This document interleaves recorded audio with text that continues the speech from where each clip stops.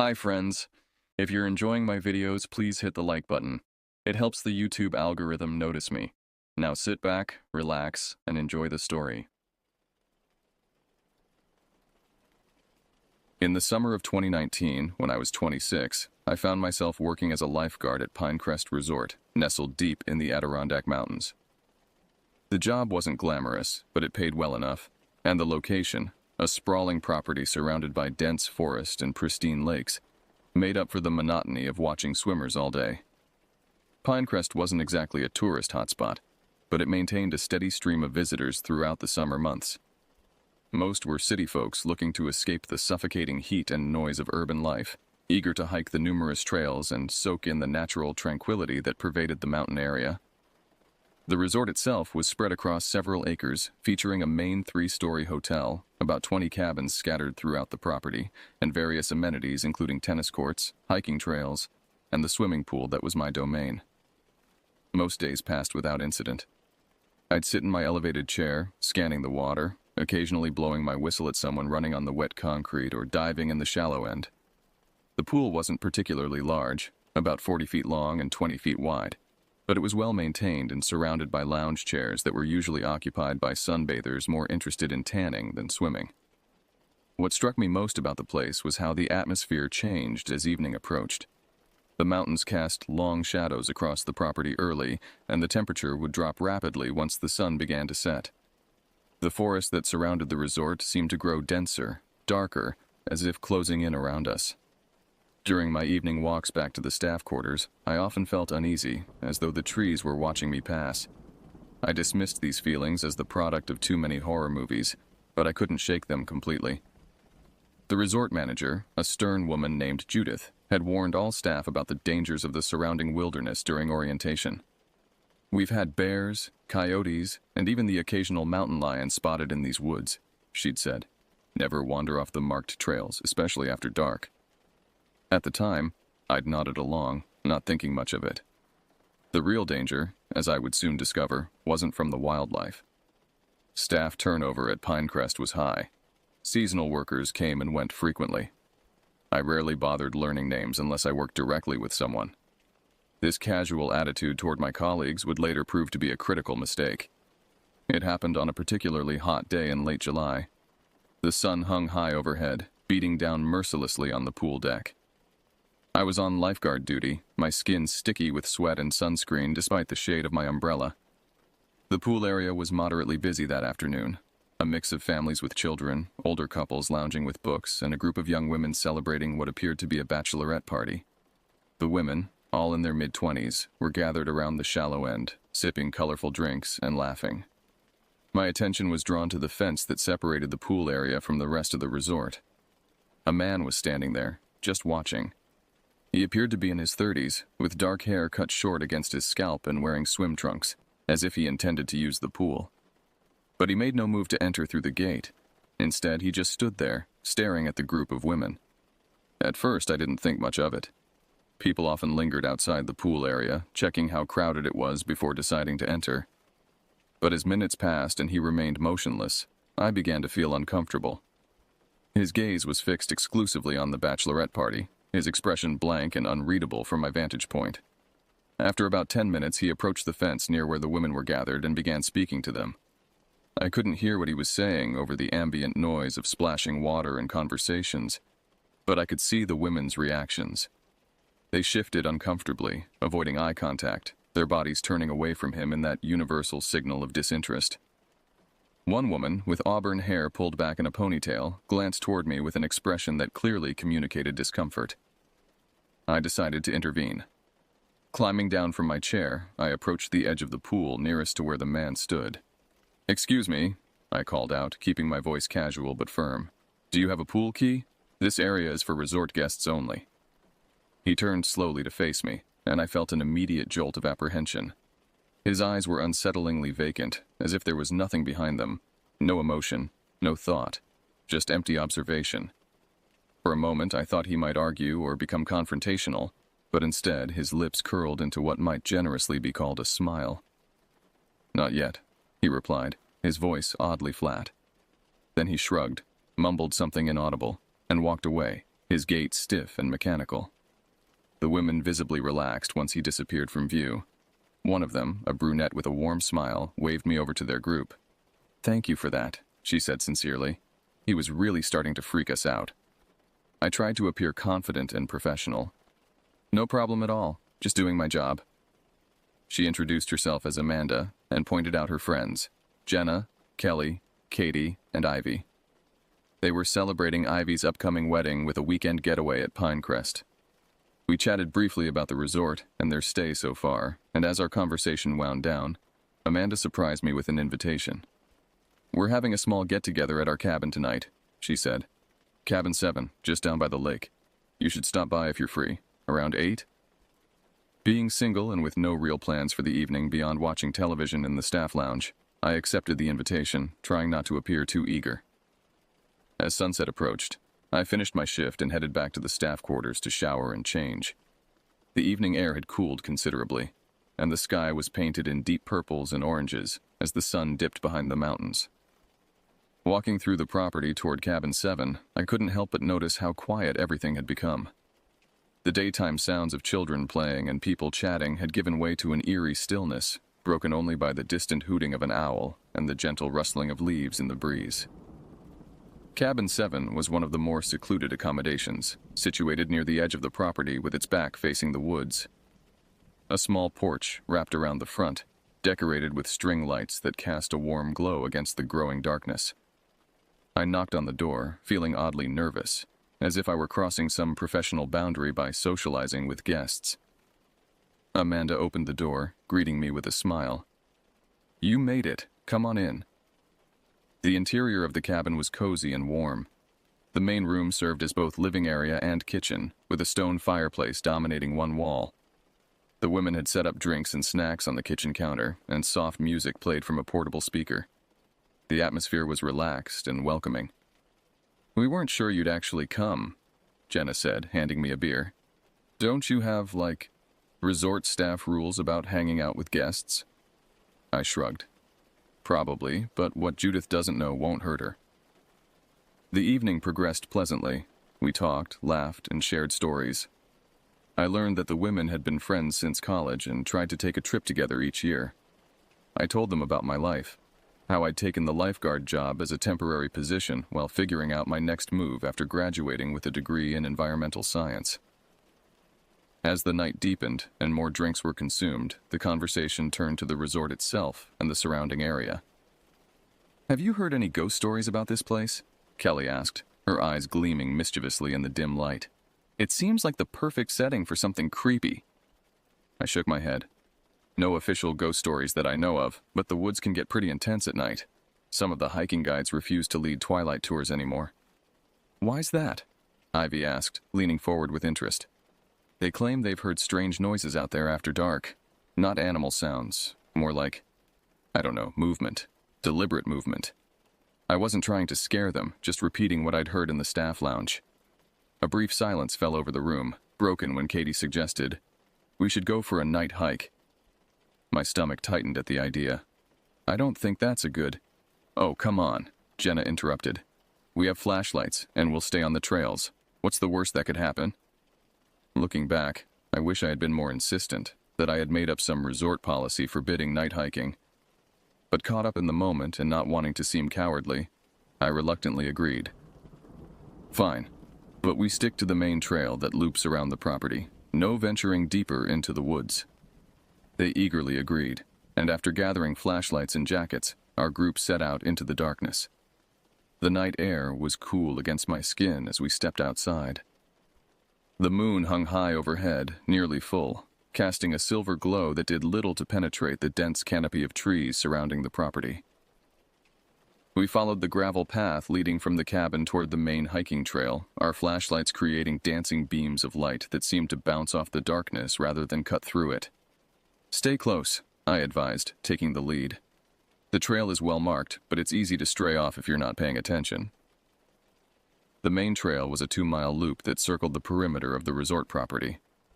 During the day, it offered scenic views of the surrounding mountains and valley. At night, it transformed into a tunnel of darkness, the trees on either side forming a claustrophobic corridor that seemed to swallow our light.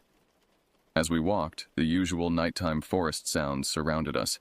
Crickets chirping, the occasional rustling of leaves as small nocturnal creatures moved about, the distant hooting of owls. The women chatted quietly among themselves, their voices hushed as if they feared disturbing the forest. About a half-mile into our hike, I began to notice something unusual. The natural sounds of the forest seemed to diminish, growing fainter until they stopped altogether. The sudden silence was jarring, like walking into a vacuum. I slowed my pace, senses heightened. "Does anyone else notice how quiet it's gotten?" Amanda whispered from behind me. So it wasn't just my imagination. The others stopped, and we all stood still, listening to the unnatural silence. That's when I heard it.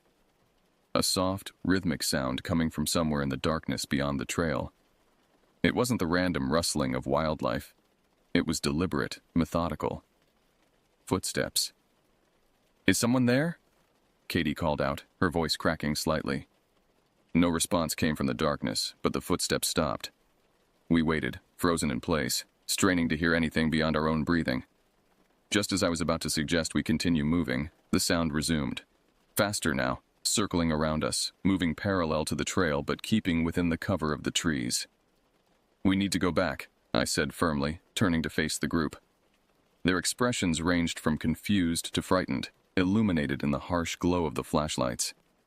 "It's probably just a deer," Jenna suggested, but her voice lacked conviction. Then Amanda gasped, pointing her flashlight toward a gap in the trees. "I saw something. Someone." We all turned to look, our beams converging on the spot, but whatever Amanda had seen was gone. The footsteps had stopped again, leaving us in that oppressive silence. "I don't like this," Ivy whispered. "Let's go back to the cabin." No one argued. We turned and began walking quickly back the way we had come, our earlier relaxed pace replaced by urgent strides. I took up the rear position, constantly glancing behind us, unable to shake the feeling that we were being followed. We were about halfway back to the resort when I heard it again. Footsteps, much closer now, no longer keeping to the trees but on the trail behind us. I turned, my flashlight beam cutting through the darkness, and for a split second, I thought I saw a figure duck behind a tree. "Run," I said, my voice low but intense. "Back to the cabin, now." We broke into a sprint, fear propelling us forward. The gravel crunched loudly beneath our feet, our breathing heavy and panicked. I continued to check behind us as we ran, and each time I was certain the distance between us and whoever was following, had decreased. We burst through the cabin door, piling inside before slamming it shut and engaging the lock. Our breathing came in ragged gasps as we stood in the living room, staring at each other with wide, frightened eyes. "What the hell was that?" Kelly demanded, her voice shaking. "I don't know," I admitted, moving to the window to peer out into the darkness. The porch light illuminated a small area in front of the cabin, but beyond that was impenetrable blackness. "But I'm pretty sure someone was following us." "Should we call security?" Ivy asked, already reaching for her phone. I hesitated. What exactly would we report? That we heard footsteps in the woods? That we thought someone might have been following us? It sounded ridiculous, even in my own mind. "Let's just calm down for a minute," I suggested, though my heart was still racing. It could have been another hiker, or maybe one of the night staff checking the trails. Amanda shook her head firmly. "No way. Did you see how they were hiding? Normal people don't hide when you shine a light on them." She had a point. I moved away from the window and suggested we lock all the doors and windows, just to be safe. As we moved through the cabin securing it, Katie turned the music back on, louder than before, as if to drown out the fear that had followed us home. We gathered in the living room, trying to laugh off our fear, telling ourselves we had overreacted. The drinks helped, and gradually the tension began to ease. But just as we were starting to relax, a sound from outside caught my attention. Soft footsteps on the porch. I held up my hand, signaling for silence. The others froze, eyes darting to the windows and door. The footsteps continued, slow and deliberate, circling the cabin. Each creak of the wooden boards sent a fresh wave of fear through me. "Turn off the lights," I whispered. Jenna quickly moved to the switches, plunging the cabin into darkness. We sat in silence, listening as the footsteps completed a circuit around the cabin before stopping at the back door. The handle jiggled slightly, testing if it was locked. "Oh my God," Katie breathed, barely audible. "Did anyone lock the back door?" Amanda whispered urgently. A moment of terrible uncertainty passed before I remembered checking it myself. "Yes, I did. All the doors are locked." The handle stopped moving, and for a moment there was silence. Then slowly, we heard the footsteps retreat from the back door and continue around to the side of the cabin, where a window looked into the kitchen. I crept across the floor, staying low until I reached the kitchen window. Carefully, I peered out, trying to see if anyone was there. At first, I saw nothing, just darkness. Then a face appeared at the window, so suddenly that I fell backward in shock. It was him, the man from the pool. He pressed his face against the glass, those empty eyes scanning the interior of the cabin. I scrambled away from the window, back into the living room. "It's him," I hissed. "The guy from the pool." "Are you sure?" Amanda asked, her voice trembling. "Positive. We need to call security now." Ivy already had her phone out, dialing the resort's emergency number. As she spoke quietly into the phone, explaining our situation, the footsteps resumed, moving back toward the front of the cabin. Then suddenly they stopped. The silence that followed was somehow worse than the footsteps. We waited, tense and afraid, for what felt like an eternity. Then, without warning, there was a loud crash from the front of the cabin, the sound of something heavy hitting the door. "What was that?" Jenna gasped, clutching Katie's arm. "He's trying to break in," I said, my mind racing for a solution. "Security's at least 10 minutes away. We need to barricade the door." We moved quickly, pushing the heavy coffee table against the front door, followed by whatever else we could find. Chairs, end tables, even the small bookshelf from the corner. The door rattled again as someone, slammed against it, but our makeshift barricade held. "We need a weapon," Amanda said, her earlier fear giving way to determination. She disappeared into the kitchen, returning moments later with the largest knife from the drawer. I looked around the cabin for anything I could use to defend us. On the wall near the fireplace hung a set of fire tools. I grabbed the poker, its weight reassuring in my hand. The pounding at the door stopped, replaced once again by footsteps circling the cabin. We huddled together in the center of the living room, weapons raised, waiting. "He's looking for another way in," I whispered. "All the doors and windows are locked, right?" The women nodded, but uncertainty flickered across their faces. None of us could be completely sure. "We should split up and check again," Kelly suggested. "2 of us can check the front rooms, 2 the back." I shook my head firmly. "No, that's exactly what we shouldn't do. We stay together." "But what if we missed something?" she insisted. "If there's an unlocked window somewhere, he'll find it." "I agree with him," Amanda said. "We stay together." But Ivy and Kelly weren't convinced. "Look, security's on their way, right? We just need to make sure all entry points are secure until they get here. It'll be faster if we split up." Before I could argue further, another crash came from the back of the cabin, the sound of glass breaking. Someone had smashed a window. "He's coming in!" Katie cried, her voice rising in panic. In the chaos that followed, our unity fractured. Ivy and Kelly broke away, rushing toward the back of the cabin to check the source of the noise. Amanda, Jenna, and I remained in the living room, weapons raised, facing the hall that led to the rear bedrooms. "Ivy, Kelly, get back here!" I called, but there was no response. Seconds stretched into minutes as we waited, the silence broken only by our rapid breathing. Then we heard it, a scream from the back bedroom, cut short almost immediately. "We have to help them," Jenna said, moving toward the hallway. I grabbed her arm, holding her back. "Wait, we don't know what's happening." "They're our friends!" she hissed, pulling away from me. Before we could decide what to do, footsteps pounded down the hallway toward us. Not the measured, deliberate steps from before, but frantic, running footsteps. Ivy burst into the living room, her face pale with terror. "He's got Kelly!" she gasped. "He came through the bathroom window. We tried to run, but he grabbed her. I couldn't help her!" A violent thud from the hallway silenced her. We turned to see Kelly staggering into the living room, blood streaming from a cut on her forehead. Behind her, filling the hallway with his presence, stood the man from the pool. In the dim light, I could see now what I hadn't noticed before, the intensity in his eyes, the barely contained rage that seemed to radiate from him. He held a shard of glass in his hand, the edge stained with Kelly's blood. "Run," I said, pushing the women toward the front door. "Get the barricade down and run. I'll hold him off." Amanda and Jenna rushed to dismantle our barricade while Ivy helped the injured Kelly toward the door. I stood between them and the intruder, fire poker raised defensively. "Stay back," I warned, my voice steadier than I felt. He said nothing, merely tilted his head slightly, studying me with those empty eyes. Then, without warning, he lunged forward. I swung the poker, connecting with his shoulder. He grunted in pain but didn't slow, barreling into me with surprising force. We crashed to the floor, the poker flying from my grip and skittering across the hardwood. He was strong, far stronger than I'd anticipated. His hands found my throat, pressing down with crushing pressure. I clawed at his wrists, trying to break his grip, but black spots were already dancing at the edges of my vision. Behind him, I could see Amanda hesitating at the open door, the others already outside. She looked from me to the door, conflict clear on her face. "Go!"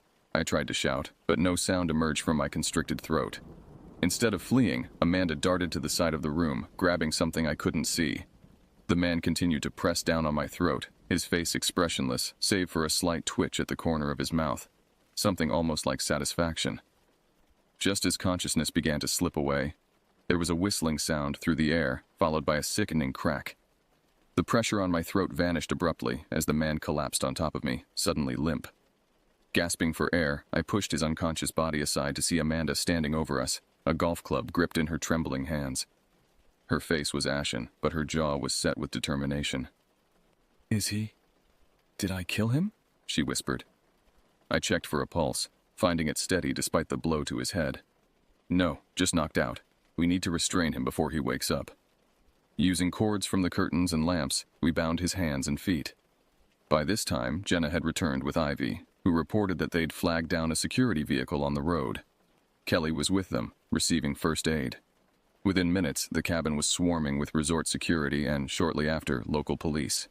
The man, still unconscious, was handcuffed and loaded into a police cruiser. We gave our statements, describing the events of the evening in shaking voices. The following day, I was called to Judith's office. She looked more severe than usual, her mouth a tight line of disapproval. "I've just gotten off the phone with the police," she said without preamble. "The man who attacked you and those guests last night was Warren Reed. He was hired as a maintenance worker 3 days ago."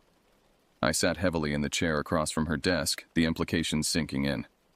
"He worked here? Did anyone vet him?" "Of course we did," she snapped.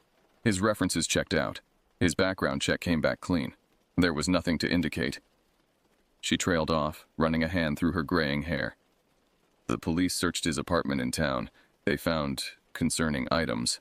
"What kind of items?" I asked, though part of me didn't want to know. "Photographs of female guests, taken through windows from the woods, maps of the property with certain cabins circled. Cabin 7 was among them." She paused, letting the horror of what might have happened settle between us. He had been watching them, watching many of our female guests, for days, planning. I thought of the empty look in his eyes, the methodical way he had stalked us through the woods, the calculated attacks. A deep shudder ran through me. "The police believe he may be connected to similar incidents at other resorts in the region," Judith continued. "They're investigating further." That evening, I visited Amanda and her friends in their new accommodations, a suite in the main hotel as far from the woods as possible.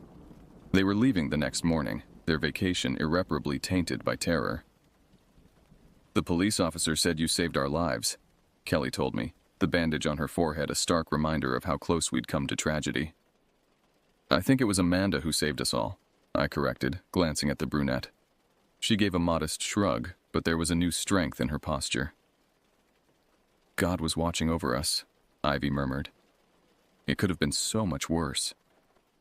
As I walked back to the staff quarters that night, the forest loomed around me, darker and more threatening than ever before. I kept imagining eyes watching from between the trees, though rationally I knew Warren was in police custody, unable to harm anyone else. The resort implemented new security measures after the incident. Better lighting on the trails, more frequent security patrols, stricter vetting for employees. But these changes did little to ease the sense of vulnerability that had taken root in me. I finished out the summer season, but I never again felt comfortable at Pinecrest. The wilderness that had once seemed beautiful now felt malevolent, hiding dangers more terrifying than any bear or mountain lion. The most frightening monsters, I had learned, were the human ones, the ones that walked among us, worked alongside us, watched us with empty eyes while planning unimaginable horrors. Sometimes, even now, years later, I wake in the night thinking I hear footsteps circling my house. I lie awake, listening to the darkness, remembering those hours in Cabin 7 when I came face to face with true evil. Not supernatural, not mythical, but human. And somehow that makes it all the more terrifying.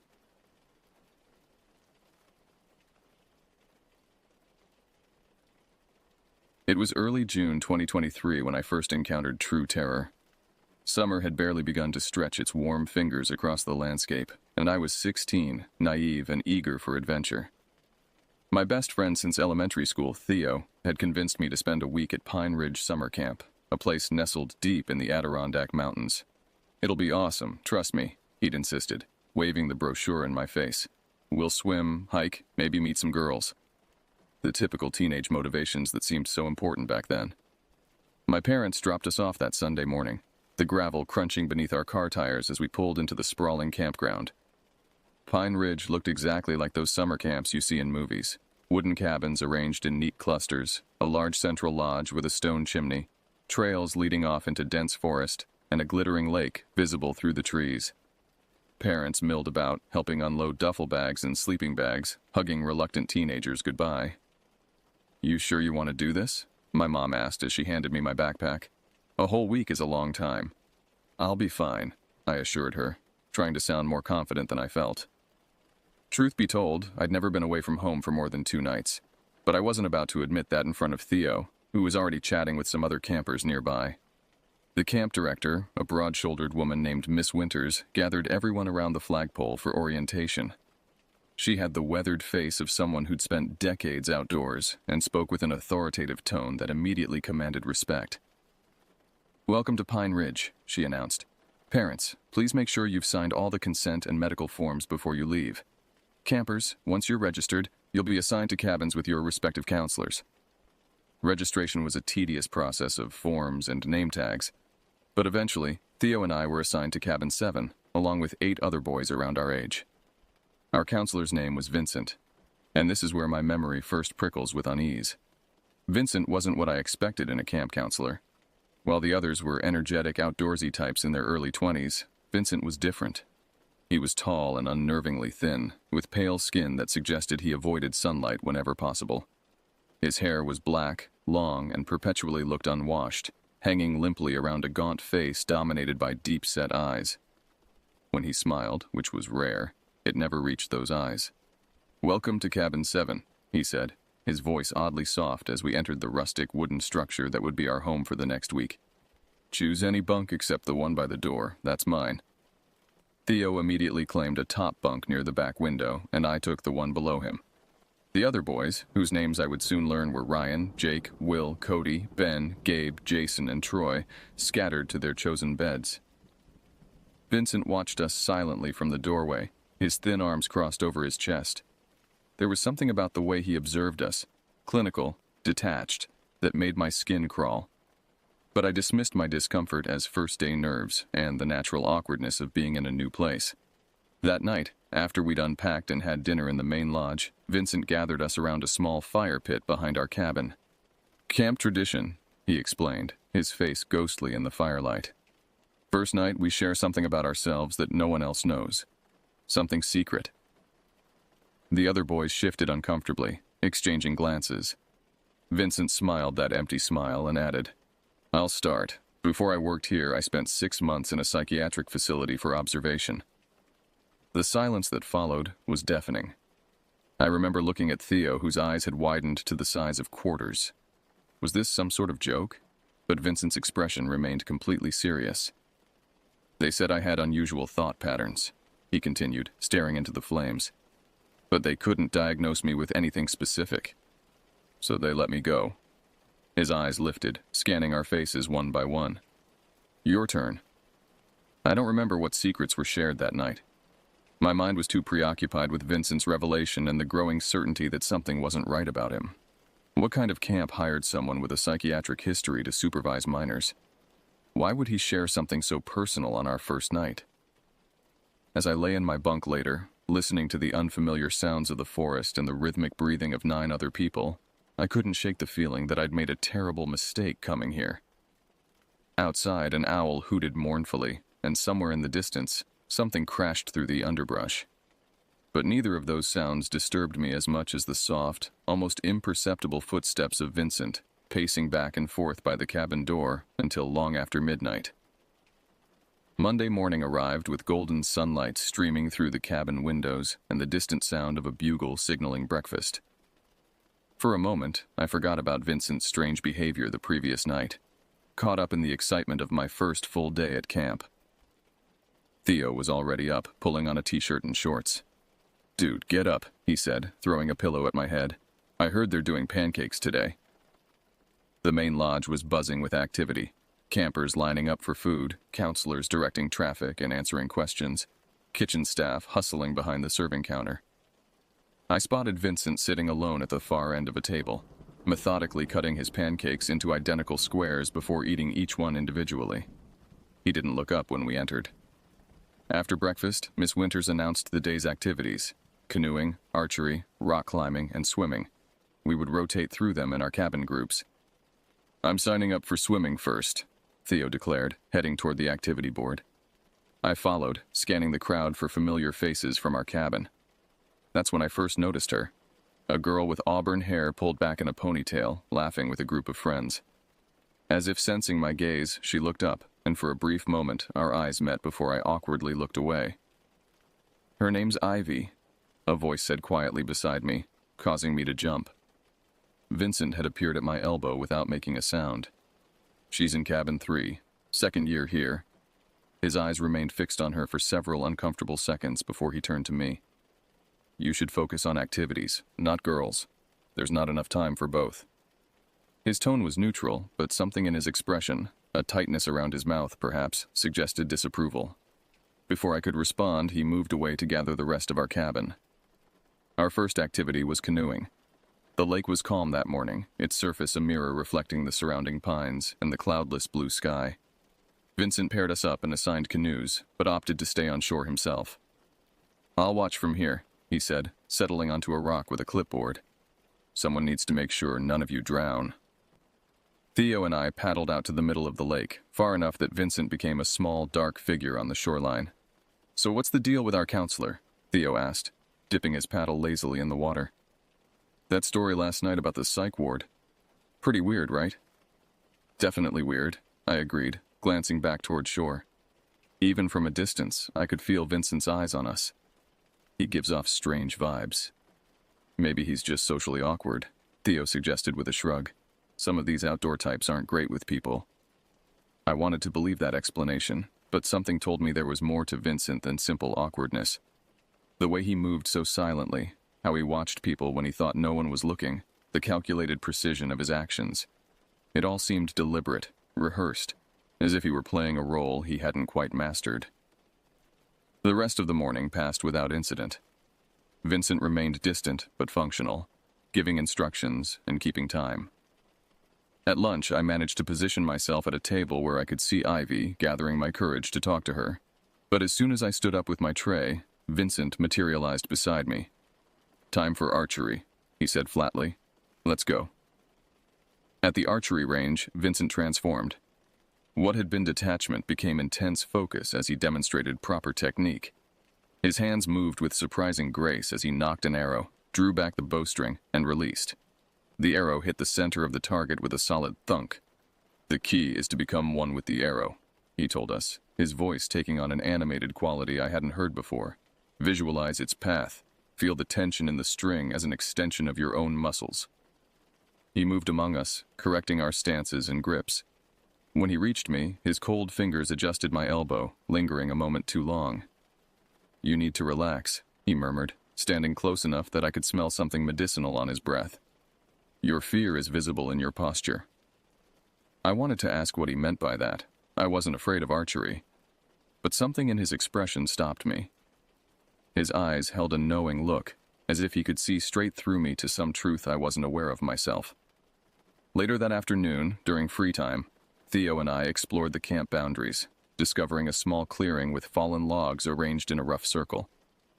"Perfect hideout," Theo declared, flopping down on one of the logs. We should come back here at night, maybe bring some of the others. I was about to agree when I noticed something carved into the log beside me. A series of crude stick figures with exaggerated limbs. They appeared to be running from a larger, more angular figure.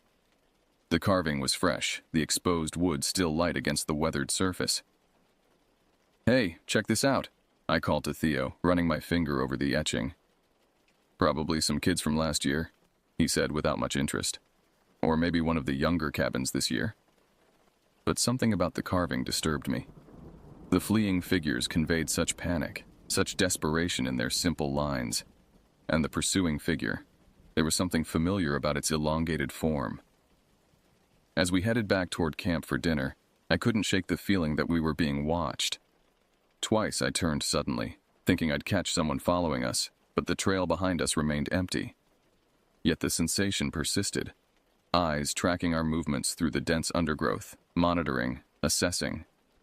"Did you hear that?" I asked Theo after a particularly loud rustle in the bushes.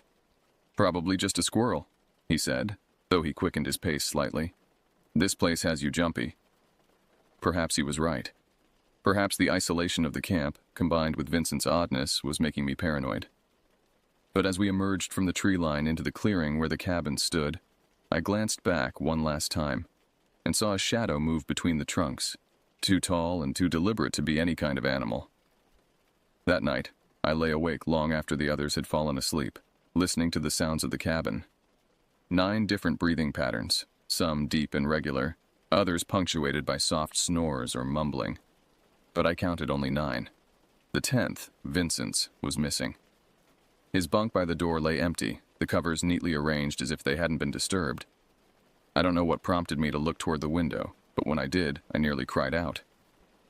Vincent stood outside, his tall figure silhouetted against the moonlight, staring directly at our cabin. He remained motionless for what seemed like hours, a sentinel watching over, or perhaps watching, his sleeping charges. Eventually, exhaustion overcame my unease, and I drifted into uneasy dreams filled with stick figures running through endless forests, pursued by a shadow that never tired. Tuesday brought clouds and a chill that hadn't been present the day before. The mountains surrounding Pine Ridge seemed closer somehow, more imposing under the gray sky. A light mist hung over the lake, giving the entire camp an isolated, otherworldly feeling. Vincent was already up when we awoke, sitting on his bunk fully dressed, writing in a small black notebook. He snapped it shut as soon as the first boy stirred. "Morning hike today," he announced without preamble. "Dress warmly." At breakfast, I noticed dark circles under his eyes, as if he hadn't slept at all. His movements were slightly more jerky than usual, his gaze more intense as it swept across the dining hall. When he caught me watching him, his lips twitched in what might have been an attempt at a smile. "Sleep well?" he asked, though something in his tone suggested he already knew the answer. I nodded, not trusting myself to speak. Had he seen me watching him through the window last night? Had he been there specifically so I would see him? The questions churned in my stomach, spoiling my appetite for the eggs and bacon on my plate. The morning hike took us along a narrow trail that wound up into the hills behind the camp. Vincent set a brisk pace at the front of our group, occasionally stopping to point out a plant or rock formation in a monotone voice that suggested he was reciting from a script rather than sharing genuine interest. "Red trillium," he said, crouching beside a 3-petaled flower, also known as wake robin or stinking Benjamin. Native Americans used it as a birthing aid. He looked up at us, his expression blank. "It's also highly toxic if ingested improperly. Just 1 gram of the rhizome can cause vomiting, diarrhea, and potentially death." The casual way he mentioned death sent a shiver through me. Throughout the hike, Vincent seemed to focus exclusively on the dangerous or poisonous aspects of nature. Which mushrooms could stop your heart, which plants could cause painful blisters, which innocent-looking berries could paralyze your respiratory system. "Dude's like a walking death encyclopedia," Ryan whispered to me as Vincent lectured about the various ways the eastern timber rattlesnake could kill a person. "It's weird," I agreed, "like he's trying to freak us out." "Or giving us ideas," Ryan added with a nervous laugh that died quickly when Vincent's head swiveled in our direction, his eyes narrowing slightly. The trail eventually led to an overlook with a view of the entire camp below. The cluster of cabins, the main lodge, the lake now partially obscured by mist. Vincent instructed us to take a break, drink water, and appreciate the perspective. As the others chatted and rested, I wandered a few yards away, seeking a better vantage point. The ground dropped off sharply beyond some rocks, creating a small cliff face that wasn't visible from the main trail. As I peered over the edge, something caught my eye, a small cave or crevice in the rock face below. And something moved inside it. Something pale. I leaned forward, trying to get a better look, when a hand clamped down on my shoulder with surprising strength. I nearly lost my balance, my heart leaping into my throat. "Dangerous," Vincent said, pulling me back from the edge. His fingers dug into my shoulder painfully. "One slip, and we'd be scraping what's left of you off those rocks." He kept his hand in place as he leaned forward slightly, his eyes scanning the cliff face below. When he straightened up, his expression had changed, hardened somehow. "Stay with the group," he said flatly. "No wandering." For the remainder of the hike, Vincent positioned himself behind me, allowing the other boys to lead the way back to camp. I could feel his presence like a physical weight, his eyes boring into my back. Every time I glanced over my shoulder, he was there, watching with that same flat expression. Back at camp, we had an hour before lunch. Most of the boys headed to the lake to skip stones, but I needed some space from Vincent's oppressive presence. I told Theo I wanted to rest in the cabin, but instead I made my way to the camp office, a small building attached to the main lodge. Miss Winters was inside, reviewing paperwork. She looked up with mild surprise when I entered. "Can I help you?" she asked, setting down her pen. I hadn't planned what to say. How could I articulate my vague suspicions without sounding paranoid? Vincent hadn't actually done anything explicitly wrong or threatening. His behavior was odd, unsettling. But was it reportable? "I was just wondering," I began hesitantly, "about our counselor, Vincent." Miss Winters' expression shifted slightly, a brief tightening around the eyes that vanished so quickly I might have imagined it. "What about him? How long has he worked here?" I asked, trying to sound casual. "This is his second summer," she replied, her tone measured. "He came highly recommended from Lakeside Camp in Vermont." "Oh, that wasn't what I expected." "And he's qualified? For working with teenagers, I mean?" Miss Winters folded her hands on the desk, studying me with new interest. "Vincent passed all the necessary background checks and certifications, if that's what you're asking. Is there a specific concern you'd like to share?" I hesitated. Put into words, my feelings about Vincent seemed childish, based more on instinct than evidence. He just seems intense, different from the other counselors. "Different doesn't mean unqualified," Miss Winters said, her tone softening slightly. "Vincent has his own approach to mentoring, but he's excellent at maintaining safety and order. Some of our most positive feedback last year came from his cabin." I nodded, not entirely reassured, but unsure how to press further without revealing the extent of my discomfort. As I turned to leave, Miss Winters called after me. "If there's ever a specific incident that concerns you, my door is always open," she said. The emphasis on specific was subtle but clear. Vague unease wasn't enough to warrant action. As I exited the office, I nearly collided with a figure standing just outside the door. Vincent, his arms crossed, expression unreadable. "Looking for something?" he asked, his voice eerily calm. "Just checking the activity schedule for tomorrow," I lied, heart hammering in my chest. Had he heard my conversation with Miss Winters? "Interesting," he said, drawing out the word. "Since the schedule is posted on the board by the dining hall, not in the office." Before I could formulate a response, the lunch bell rang, saving me from having to explain further. Vincent gestured toward the dining hall with an exaggerated sweep of his arm. "After you," he said, the ghost of a smile playing at the corners of his mouth. "Wouldn't want you to miss lunch. You'll need your strength for this afternoon's activities." Something in the way he emphasized strength made my stomach clench. As I walked ahead of him toward the dining hall, I could feel his eyes on me, calculating, assessing. Whatever suspicions I had about Vincent, I was now certain of one thing. He had similar suspicions about me. And in this isolated environment, far from home and under his authority, that realization terrified me more than any strange behavior he had exhibited thus far. Wednesday afternoon brought brief respite from Vincent's constant presence. After lunch, the cabin groups were split up for specialized activities based on individual preferences. I had signed up for nature photography, hoping it would give me some time alone to clear my head and process everything that had happened. Theo chose rock climbing instead, leaving me on my own for the first time since we'd arrived at Pine Ridge. The photography group was small, just 6 of us plus a counselor named Ben, a cheerful guy with sun-bleached hair and the perpetual tan of someone who lived outdoors. His easy manner and genuine enthusiasm were a stark contrast to Vincent's clinical detachment, making the difference all the more obvious. Ben led us to a trail that followed a small river feeding into the lake. "The light here is perfect this time of day," he explained, adjusting settings on his own camera.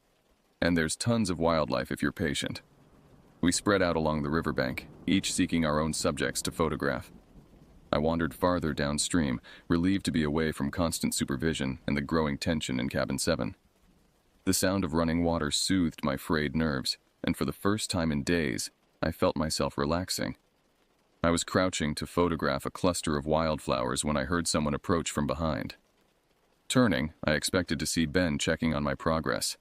Instead, I found Ivy, the auburn-haired girl from the dining hall, camera in hand. "Sorry," she said, offering an apologetic smile. "Didn't mean to startle you. Ben said we could spread out as long as we stayed within sight of the river." "No problem," I replied, surprised at how steady my voice sounded despite the sudden acceleration of my heartbeat. Up close, I could see that her eyes were hazel, flecked with gold in the dappled sunlight filtering through the trees. "I've seen you around," she continued, stepping closer to examine the flowers I'd been photographing. "You're in Cabin 7, right? With Vincent?" Something in her tone when she said Vincent's name caught my attention. A slight hesitation, perhaps, or a subtle change in pitch. "Yeah," I confirmed, watching her expression carefully. "Do you know him?" Ivy straightened, her gaze shifting to the river. "Not really. He was here last summer too, but he mostly kept to himself."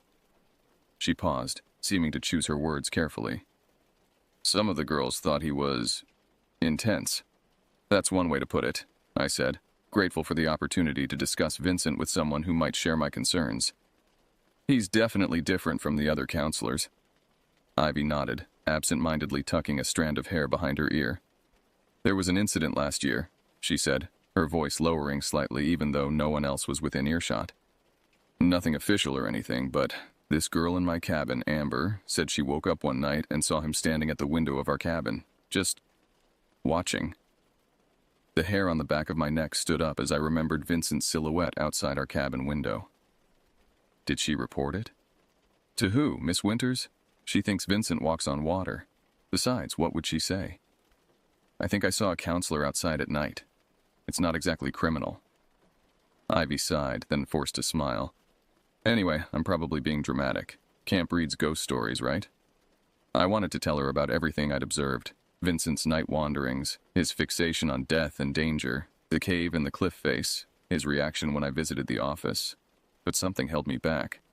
Saying it aloud would make it real, would transform my nebulous unease into concrete accusations. And if Vincent had already noticed my suspicions, drawing Ivy into it might put her at risk as well. Instead, I suggested we move farther downstream where the river widened into a small pool edged with smooth stones, a perfect spot for photography. As we walked, the conversation shifted to lighter topics, our schools, our hobbies, our reasons for coming to Pine Ridge. Ivy was from a town about 2 hours away and had been coming to the camp since she was 12. Photography was a recent interest, sparked by a class she'd taken in school. For a while, I forgot about Vincent and the tension of the past few days. We took photos, compared techniques, and eventually settled on a large, flat rock by the water's edge to review our shots. The afternoon sun warmed the stone beneath us, and the gentle sound of the river created a peaceful backdrop. In that moment, Pine Ridge felt like the summer paradise it was meant to be, rather than the setting for growing dread. "This one's amazing," Ivy said, showing me a photo she'd taken of a water strider skimming across the surface of the pool, its shadow perfectly reflected below. I leaned closer to see her camera's display screen, suddenly aware of how near she was, the scent of her shampoo, something citrusy, mingling with the earthy smell of the forest. When I looked up from the camera, our faces were inches apart. For a heartbeat, neither of us moved. Then I saw it, a figure standing motionless among the trees on the opposite bank. Even at this distance, I recognized the lanky silhouette, the distinctive posture. Vincent. I jerked back, adrenaline flooding my system. Ivy followed my gaze, her expression shifting from confusion to alarm when she spotted him. "Has he been there the whole time?" she whispered, instinctively moving closer to me. "I don't know," I admitted, unable to look away from Vincent's still form. "I didn't see him before."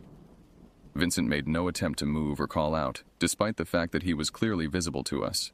He simply stood there, partially obscured by a pine tree, watching. "We should go back," Ivy said, quickly gathering her camera. "Ben will be looking for us." I nodded, suddenly very aware of how far we'd wandered from the main group. As we hurriedly collected our things, I raised a hand in Vincent's direction, a reluctant acknowledgement of his presence. He didn't respond, didn't wave back, didn't move a muscle. Just continued staring with that same flat intensity that had become so unsettlingly familiar. We retreated upstream, walking faster than necessary, checking over our shoulders every few yards. By the time we rejoined the photography group, my hands were shaking so badly I had to put my camera away. "You two went pretty far," Ben remarked when we returned, his tone casual but his eyes questioning. "Just following the good light," Ivy replied with forced nonchalance. "Did you get any good shots of the heron?" Ben launched into an enthusiastic description of the bird he'd photographed, and the moment passed. But as the group headed back toward camp, I noticed Ivy scanning the trees around us, her earlier ease replaced by vigilant tension. I found myself doing the same, expecting to glimpse Vincent's pale face watching from behind every trunk and boulder. Back at camp, as we approached the central clearing, Ivy pulled me aside briefly. "Be careful," she murmured, her eyes serious. "Vincent, there's something not right about him." I didn't want to say too much before, but Amber wasn't the only one who had weird experiences last year. Before I could ask for details, we were interrupted by the arrival of other campers streaming toward the dining hall for dinner. Ivy squeezed my arm once, then disappeared into the crowd, leaving me with more questions than answers, and a growing certainty that my instincts about Vincent weren't mere paranoia. At dinner, I searched for Vincent among the counselors' table, but didn't see him.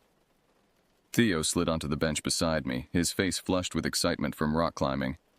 "Dude, you missed it," he enthused, piling mashed potatoes onto his plate. "I made it all the way to the top of the advanced wall. Even Joey said it was impressive, and he never compliments anyone." I nodded absently, only half listening as I continued scanning the dining hall. "Hello? Earth to Space Cadet," Theo said, waving a hand in front of my face. "What's with you? You look like you've seen a ghost." "Not a ghost," I said quietly. "Vincent. He was watching me and Ivy by the river today, just standing there, staring. It was extremely disturbing." Theo's expression sobered. "Okay, that is weird. But maybe he was just checking on you, making sure you were safe? From across the river, without saying anything?" I shook my head. "No way. There's something seriously off about him, Theo. Ivy said there were incidents last year, too." "What kind of incidents?" I started to explain what Ivy had told me, but movement near the entrance caught my eye. Vincent had entered the dining hall and was scanning the tables, his gaze methodical and searching. When his eyes landed on me, he paused, then changed direction, heading straight for our table. "He's coming over," I whispered urgently to Theo. "Don't mention any of this." Vincent slid onto the bench across from us, his tray holding a precisely arranged meal. Food separated into distinct sections, not touching. "Productive afternoon?" he asked, his eyes fixed on me with uncomfortable intensity. "Yeah," I replied, trying to keep my voice steady. "Photography was great." "I saw you by the river," he said, cutting a piece of chicken into a perfect square, "with the girl from cabin 3. The way he said it, flat, emotionless, made it sound like an accusation rather than an observation. "Ivy," I supplied, refusing to be intimidated despite the rapid beating of my heart. "She's in the photography group too." Vincent nodded slowly, placing the precisely cut piece of chicken in his mouth and chewing with deliberate care before speaking again. "You went quite far downstream," he noted, "beyond the designated activity area." "Ben said it was fine as long as we stayed near the river," I countered, remembering Ivy's words. "Ben isn't your assigned counselor," Vincent replied, his voice taking on a slight edge. "I am, and I'm responsible for your safety." We were perfectly safe, I insisted, growing increasingly uncomfortable under his unblinking stare. Were you? Vincent's lips curved into what might have been a smile on anyone else, but on him looked more like a grimace. The river gets treacherous beyond that bend. The current is stronger than it looks. People have drowned there. His emphasis on drowned sent a chill through me. Was it a warning or a threat? We were careful, I said, willing my voice not to shake. Vincent held my gaze for several long seconds before returning his attention to his food, methodically cutting another perfect square of chicken. Tomorrow's activity is survival skills, he said, changing the subject abruptly. Be prepared for extended time in the woods. Bring a water bottle and suitable footwear. He looked up, his eyes moving between Theo and me. And stay with the group at all times. It's easy to get lost out there if you wander off. The implied threat was unmistakable. As Vincent finished his meal and left the table, Theo leaned closer to me. Okay, he admitted in a low voice. That was definitely creepy. Maybe we should talk to Miss Winters again. Together this time. I nodded, but doubt gnawed at me. Miss Winters had already dismissed my concerns once. Without concrete evidence, would a second complaint make any difference? And if Vincent found out we'd reported him again, what might he do? The dining hall suddenly felt too crowded, too loud. Through the windows, I could see darkness settling over the camp, transforming the familiar grounds into shadowy territory where anything might lurk. In less than an hour, we would be back in Cabin 7, trapped with Vincent through another long night. And I was becoming increasingly certain that Vincent had plans for us. Plans that had nothing to do with the official camp activities and everything to do with whatever dark impulses drove him to watch, wait, and isolate those who noticed his behavior. Thursday morning dawned with a heavy fog that clung to the camp like a shroud, reducing visibility to mere yards and muffling sounds. The effect was disorienting. Familiar pathways became mysterious, and the normal bustle of camp activity seemed distant and surreal. I had slept poorly, waking frequently to check that Vincent was in his bunk. He had been there each time I looked, lying unnaturally still with his eyes closed, though whether he was actually sleeping was impossible to tell. Once, around 3 a.m., I thought I heard the soft scratch of pencil on paper, but when I cautiously raised my head to look, Vincent appeared motionless, the cabin dark and quiet save for the breathing of the other boys. Breakfast was a subdued affair. The fog had dampened everyone's spirits, and the announcement that most outdoor activities would be limited due to poor visibility didn't help. Instead of survival skills in the woods, our cabin would be confined to camp boundaries for the morning, participating in team-building exercises on the playing field near the lodge. Vincent seemed unusually agitated by the change in plans. He kept checking his watch and staring out the windows at the thick fog as if willing it to disperse.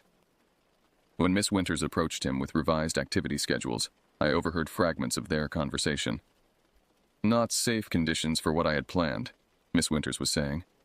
They need to learn to navigate in all conditions, Vincent responded, his voice tense. Controlling the environment defeats the purpose. Safety comes first, Vincent, Miss Winters said firmly. We'll reassess after lunch if the fog lifts. Vincent's expression darkened, but he nodded stiffly and returned to our table, informing us of the change with obvious displeasure. The team-building exercises were standard camp fare. Trust falls, human knots, blindfolded obstacle courses. Vincent observed rather than participated, standing at the edge of the field with his arms crossed, occasionally making notes in his black notebook. His mood seemed to deteriorate as the morning progressed, his few instructions delivered in clipped tones. During a water break, Jake, one of the quieter boys in our cabin, approached me while I was refilling my bottle at a drinking fountain. Hey, he said, glancing around to ensure no one was within earshot. Is it just me, or is Vincent extra weird today? Definitely not just you, I confirmed, relieved that someone else had noticed. He's been off all week, but today seems worse. Jake nodded, fidgeting with the hem of his t-shirt. Last night I got up to use the bathroom around 2, and I saw him sitting on his bunk just staring at us. Not doing anything, just watching everyone sleep. He shuddered slightly at the memory. And when he saw that I was awake, he put his finger to his lips like he was telling me to be quiet. It really freaked me out. A cold weight settled in my stomach. Have you told anyone else? No, Jake admitted. I thought maybe I was overreacting, or that I dreamed it. You didn't, I assured him, then hesitated before adding, There's more. He's been following me, watching me when he thinks I don't notice. And there was this incident by the river yesterday. I quickly recounted what had happened with Ivy, watching Jake's expression shift from concern to alarm. "We should tell Miss Winters," he said when I finished. "All of us who've noticed weird stuff. She can't ignore multiple reports, right?" "I already tried," I said, explaining my earlier conversation with the camp director. "She basically said Vincent is eccentric but qualified." Jake's face fell. "So what do we do? There's still 3 more days until pickup." "I'm working on it," I promised, though in truth I had no plan beyond increased vigilance. "For now, stick with the group, don't be alone with him, and tell me if you notice anything else strange." Jake agreed, and we rejoined the others for the final exercise before lunch. As we approached, Vincent's eyes locked onto us, narrowing slightly as if he sensed we'd been discussing him. He made a show of checking his notebook, then announced the next activity. A blindfolded challenge where one team member would guide their blindfolded partner through a series of obstacles using only verbal instructions. "Jake and our photographer here will demonstrate first," Vincent declared, holding out a blindfold. The way he emphasized photographer made it clear this wasn't a random selection. Jake shot me a nervous glance as Vincent approached him with the blindfold. "Actually," a voice interrupted, "I need to borrow Jake for a moment." Miss Winters had appeared at the edge of the field, clipboard in hand. "We're rearranging some of the afternoon activities and I need to confirm his preferences." Vincent's jaw tightened visibly, but he nodded, redirecting his attention to me. "It seems you need a new partner," he said, his voice deceptively mild. "I'll guide you myself." A protest rose in my throat, but before I could voice it, Vincent was already securing the blindfold over my eyes. The fabric was thick, blocking all light and disorienting me immediately. I felt Vincent's cold hands adjusting the knot at the back of my head, pulling it tighter than necessary. "Trust is essential in survival situations," Vincent said, his voice close to my ear. "When you can't rely on sight, you must depend entirely on others to guide you safely." The emphasis on safely sent a chill down my back. As Vincent led me toward what I assumed was the obstacle course, his hand gripped my upper arm with unnecessary force. "3 steps forward," he instructed, his voice now coming from behind me. I complied hesitantly, arms outstretched for balance. "Now right, 2 steps." I turned and stepped as directed, acutely aware of how vulnerable I was. The sounds of the other campers seemed to fade, as if Vincent had deliberately led me away from the group. "Stop," he commanded sharply. I froze. "There's a log in front of you. Step over it, lifting your foot high." I raised my foot cautiously, feeling nothing beneath it. Had I cleared the obstacle? Before I could ask, Vincent spoke again, his voice suddenly much closer. "You didn't visit the office again yesterday," he said, the non sequitur catching me off guard. "After our chat by the river, I thought you might have more concerns to share with Miss Winters." My mouth went dry. "No," I managed. "No concerns." "Good," Vincent replied, and I could hear the smile in his voice, though I couldn't see it. "Because concerns can be dangerous, especially unfounded ones." "Where's the next obstacle?" I asked, desperate to redirect the conversation. "Patience," Vincent said. "Before we continue, I want to make something clear. I've noticed you watching me, just as I watch you. It's what counselors do: observe, assess, identify potential problems before they arise." His hand returned to my arm, fingers pressing into the same spot where he'd gripped me before. I would later discover bruises there, 5 distinct fingerprints marked on my skin. "But your observations are incomplete," he continued. "You see only fragments without context. It leads to misunderstandings." I began, but Vincent cut me off.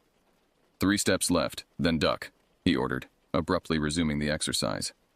I complied, still unsure what obstacles I was avoiding, if any existed at all. "Now reach out in front of you. There's a rope hanging. Grab it and use it to guide yourself forward." I extended my hands, finding nothing but air. "I don't feel anything." "It's there," Vincent insisted, his voice hardening. "Reach farther." I stretched my arms to their full extent, still encountering nothing. A growing suspicion that there was no rope, perhaps no obstacle course at all, filled me with fresh anxiety. What was Vincent's goal here?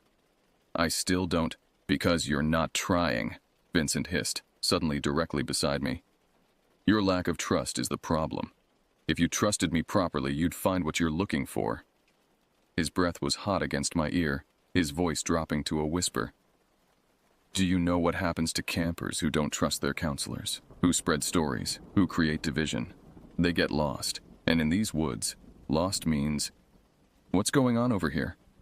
The sharp voice of Miss Winters cut through whatever Vincent had been about to say. I tore off the blindfold to find we were indeed far from the main group, standing near the edge of the forest. The rest of Cabin 7 was visible in the distance, engaged in the actual obstacle course on the playing field. Vincent stepped away from me smoothly. Just demonstrating an alternative approach to the blindfold exercise, he explained, his demeanor shifting instantly to professional detachment. Using natural obstacles rather than artificial ones. Miss Winters frowned, looking between us.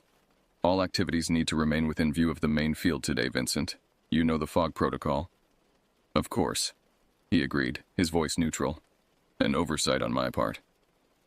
As we walked back toward the group, Miss Winters beside us, I glanced at Vincent. His expression revealed nothing, but there was a tension in his posture, a coiled energy that hadn't been there before. You'll need to check in with Nurse Patel, Miss Winters told me when we reached the field. Standard procedure after any deviation from planned activities.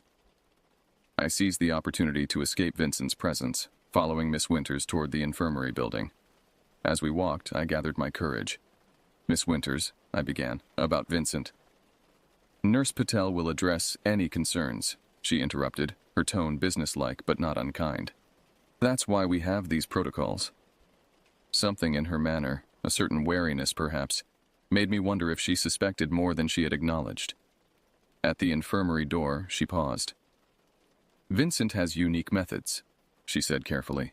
But until today, he's been scrupulous about following safety guidelines. I'll be keeping a closer eye on his activities. It wasn't the full acknowledgement I'd hoped for, but it was something, an indication that Vincent's behavior had finally triggered official notice. Nurse Patel, a brisk woman with kind eyes, checked me over efficiently, noting the finger-shaped marks beginning to form on my arm with a frown. How did these happen? She asked, gently probing the tender skin. Vincent grabbed me during the blindfold exercise, I explained. He was guiding me. She made a note on her clipboard, her expression carefully neutral. And did he say anything unusual during this exercise? The direct question surprised me. He implied that campers who don't trust counselors get lost in the woods, I admitted, watching her reaction closely.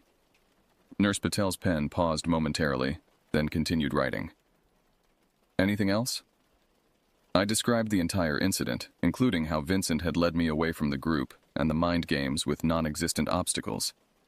With each detail, her frown deepened. Thank you for being thorough, she said when I finished. You're cleared to return to activities, but if you experience any discomfort or additional concerns, come back immediately. As I left the infirmary, I caught sight of her picking up a phone, her expression grave. A tiny flicker of hope ignited in my chest. Perhaps someone was finally taking the situation seriously. The fog had begun to lift by lunchtime, patches of blue sky visible through thinning mist. The improved weather brought a collective lifting of spirits among the campers, but I remained on edge, watching Vincent across the dining hall as he conferred with two other counselors, his manner subdued. I sought out Theo, who had been engaged in a different activity all morning, and filled him in on everything that had happened. His usual skepticism was gone, replaced by genuine concern. That's assault, he said, eyeing the marks on my arm. They have to do something now. I'm not sure they will, I replied, or at least not quickly enough. Something's happening soon, Theo. Vincent had specific plans for today that got derailed by the fog. He was really upset about it. What kind of plans? I don't know, I admitted, but they involved taking us deep into the woods away from supervision. Theo's expression darkened. We need to stick together, all of us from the cabin. Safety in numbers, right? I nodded, though I wasn't convinced even that would be enough. Throughout lunch, I could feel Vincent's eyes on me, calculating, reassessing. Whatever game he was playing, the rules had changed, and I had a sinking feeling that I had accelerated his timeline rather than derailed it. The afternoon brought more structured activities within camp boundaries, with Vincent notably absent. Miss Winters explained that he was attending to administrative matters, but the careful way she avoided elaborating suggested there was more to the story. I spotted Ivy during an arts and crafts session and managed to speak with her briefly, updating her on the morning's events. "They're questioning him," she revealed in a hushed voice. "Amber saw him going into the administrative cabin with Miss Winters and some guy in a polo shirt she didn't recognize." "Good," I said, relief washing over me. "Maybe they'll send him home." Ivy's expression remained troubled. "Maybe, but if they don't, if he comes back..." She didn't need to finish the thought. "I'll be careful," I promised. "We all will." As dinner approached, storm clouds gathered on the horizon, promising rain overnight. The darkening sky seemed an apt metaphor for the mounting tension I felt. Vincent still hadn't returned, his absence at the counselor's table conspicuous. Rumors spread quickly through the camp. Vincent had been fired, he'd quit, he'd been arrested. Each version more dramatic than the last. I didn't believe any of them. Something told me Vincent wouldn't leave so easily, wouldn't relinquish whatever plans he had set in motion.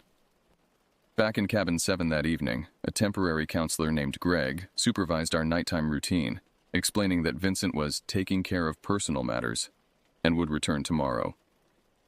Greg was everything Vincent wasn't: cheerful, talkative, genuinely interested in our camp experiences. Under different circumstances, his presence would have been a welcome relief. Instead, it felt like the calm before a storm. As I lay in my bunk that night, listening to the first raindrops pattering against the cabin roof, I couldn't shake the conviction that Vincent was out there somewhere in the darkness, watching, waiting, planning his next move.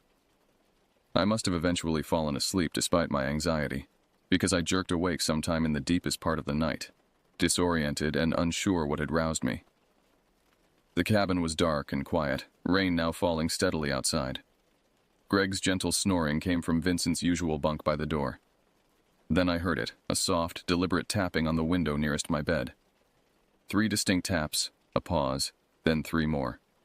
Frozen with fear, I stared into the darkness, barely breathing. The tapping came again, more insistent this time. Slowly, I turned my head toward the window, half expecting to see Vincent's pale face pressed against the glass.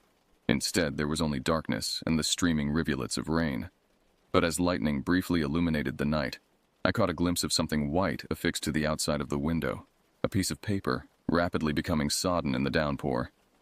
My instinct was to wake Theo or Greg, but curiosity overcame fear.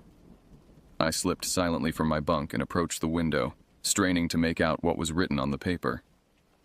Another flash of lightning revealed a message in neat, precise handwriting. "Meet me at the boathouse. Come alone. Information about Vincent." The note wasn't signed, but it didn't need to be. Only one person at camp knew about my suspicions and might have information to share: Ivy. But why the boathouse? Why in the middle of the night during a storm? Logic told me to ignore the note, to return to bed and wait for morning. But the possibility of learning something concrete about Vincent, something that might finally convince the camp administration to remove him permanently, was too tempting to dismiss. I stood at the window for long minutes debating. Safety in numbers, Theo had said.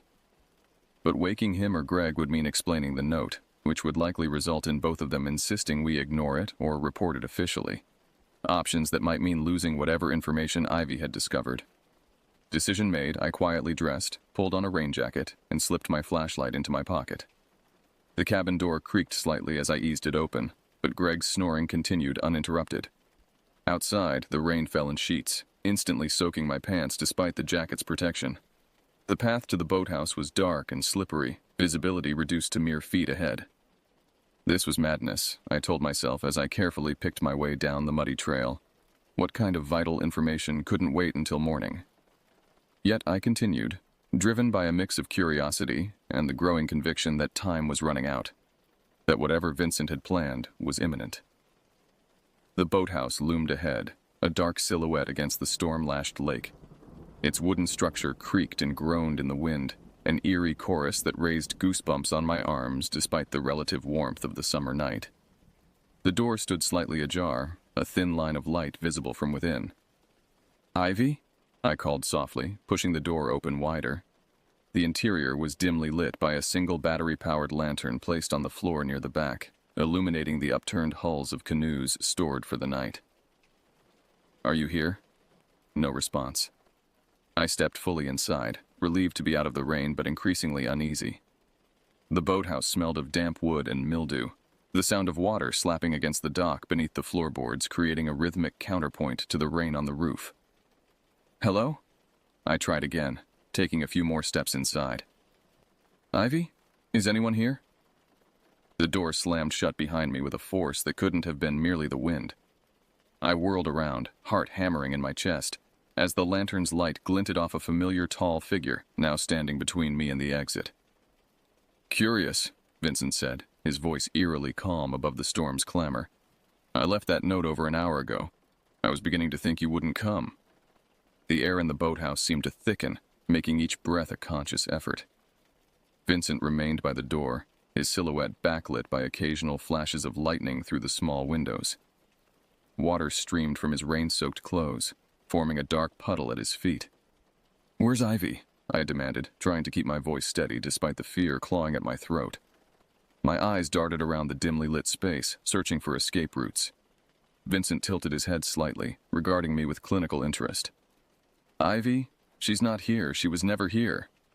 A smile spread across his face, devoid of warmth. Did you think she sent that note? An interesting assumption. My mind raced. If Ivy hadn't sent the note, if this was Vincent's trap all along, why had I so readily believed otherwise? The answer came with sickening clarity, because I wanted to believe someone had information that could help. Because I'd underestimated Vincent's cunning. What do you want? I asked, taking a step backward as Vincent moved away from the door, circling slowly to my right.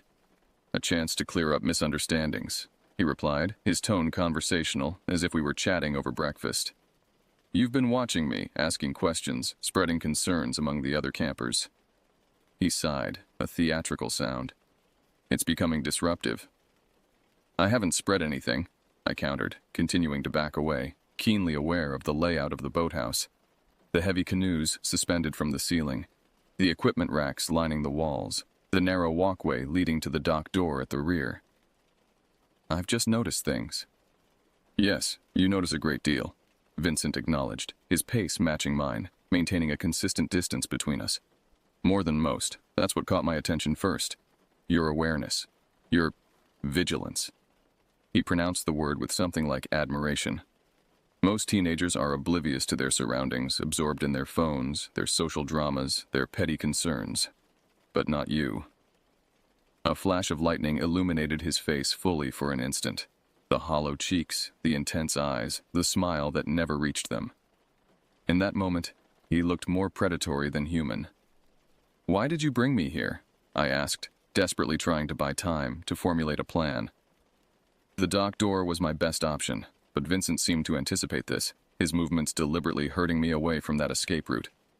To talk, without interruption or interference, Vincent replied. Miss Winters and her associate had many questions today about my methods, my background, my interactions with campers. His expression hardened. Questions inspired by your visit to the infirmary, no doubt. You hurt me, I said, rubbing my arm where the bruises still marked his grip. Nurse Patel was doing her job. Vincent waved dismissively. A misunderstanding. I was ensuring your safety during the exercise. He took another step closer, forcing me to retreat further into the shadows at the back of the boathouse. But these concerns have complicated my position here, accelerated certain timelines. The way he said timelines sent fresh adrenaline coursing through my system. Whatever Vincent had planned, it was happening now, tonight, triggered by the administrative intervention earlier in the day. They'll notice I'm gone, I said, grasping for leverage. Greg will check the bunks. They'll come looking. Eventually, Vincent conceded with a small nod. But not until morning.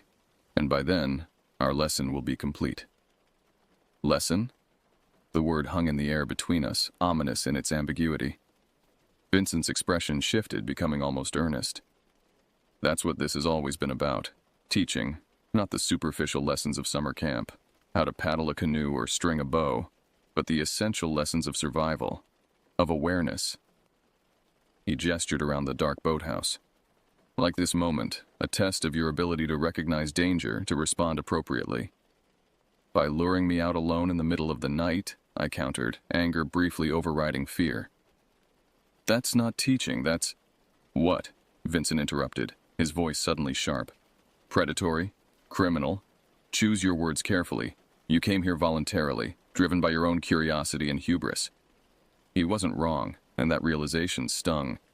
I had walked into his trap, ignoring every warning sign, every instinct that had served me well until now. What happened at Lakeside Camp? I asked, a sudden intuition guiding the question. In Vermont, before you came here. Vincent went very still, his eyes narrowing almost imperceptibly. What do you know about Lakeside? Miss Winters said you came highly recommended from there, I said, watching his reaction closely. But something happened, didn't it? Something like this. For the first time, Vincent's composure slipped, a flash of something, anger, fear, crossing his features before the mask of calm returned.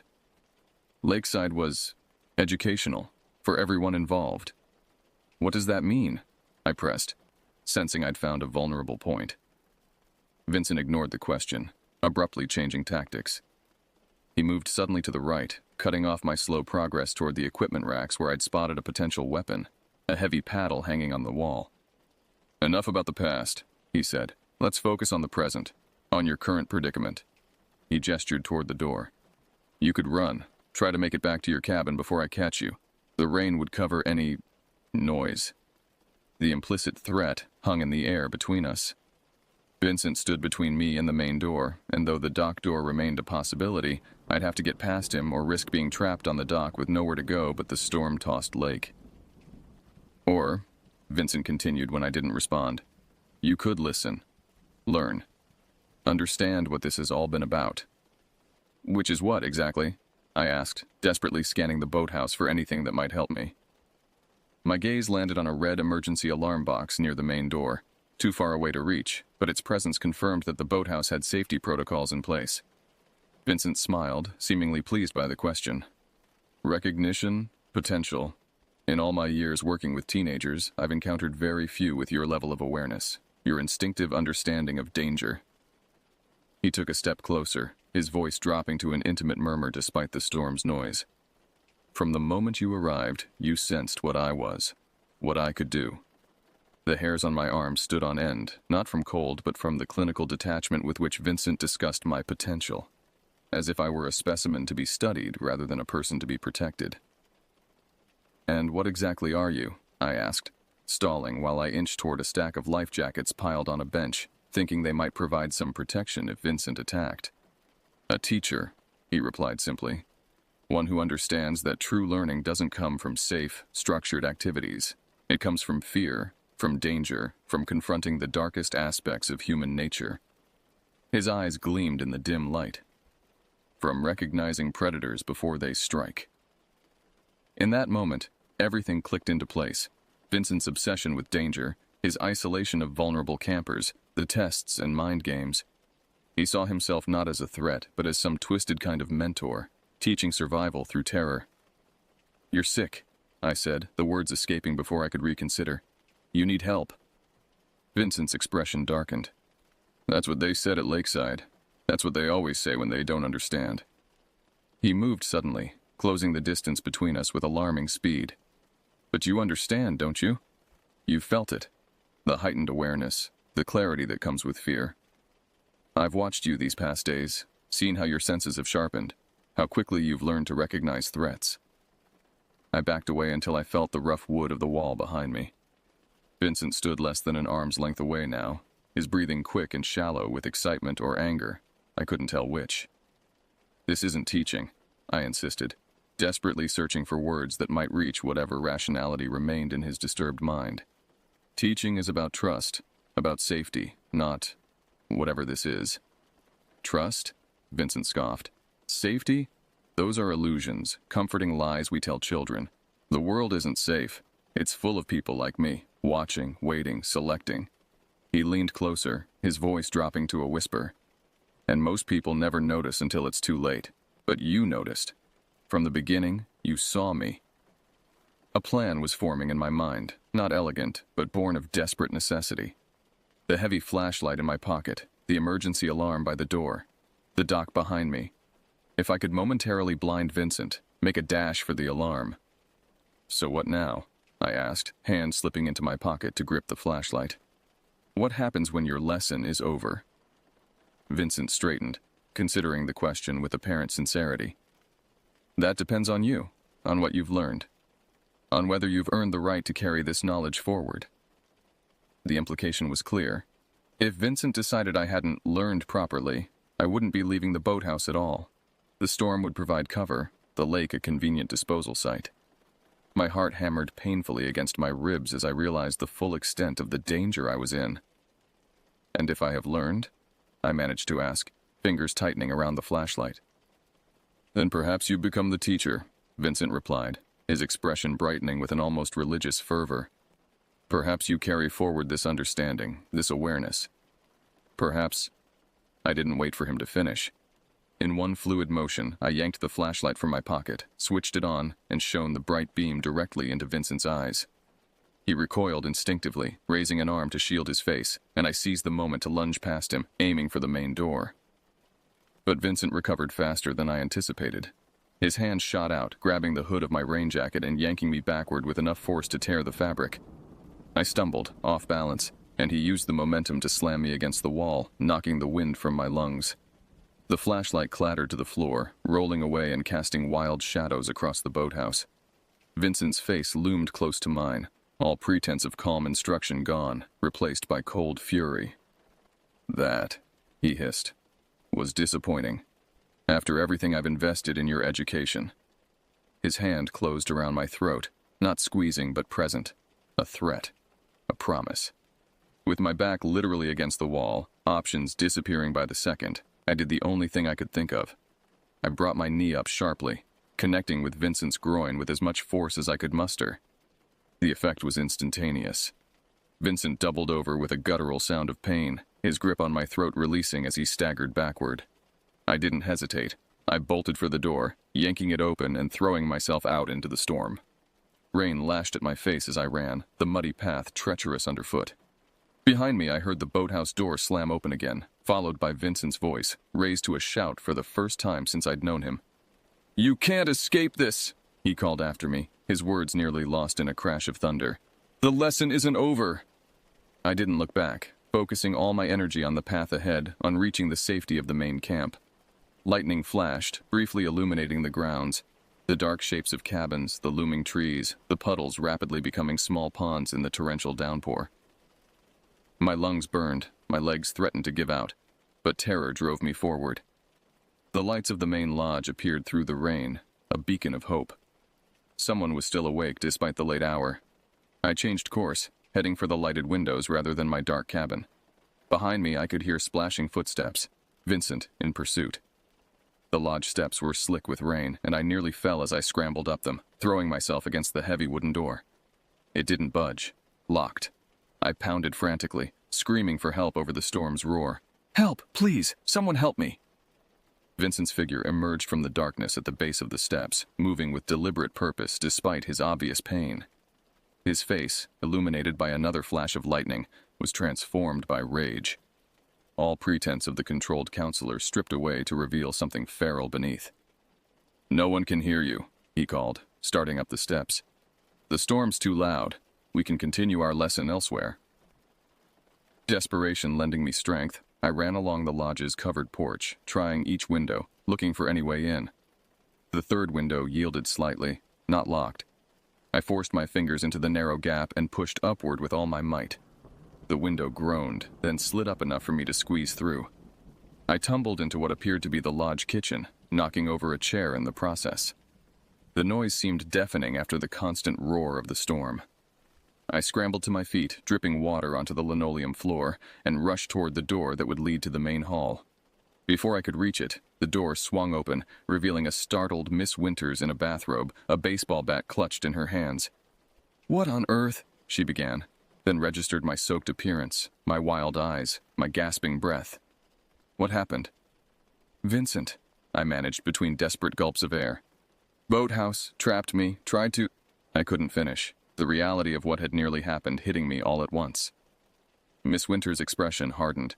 She reached for a phone on the wall, dialing quickly. "Stay here," she instructed, her voice calm but authoritative. "Don't move."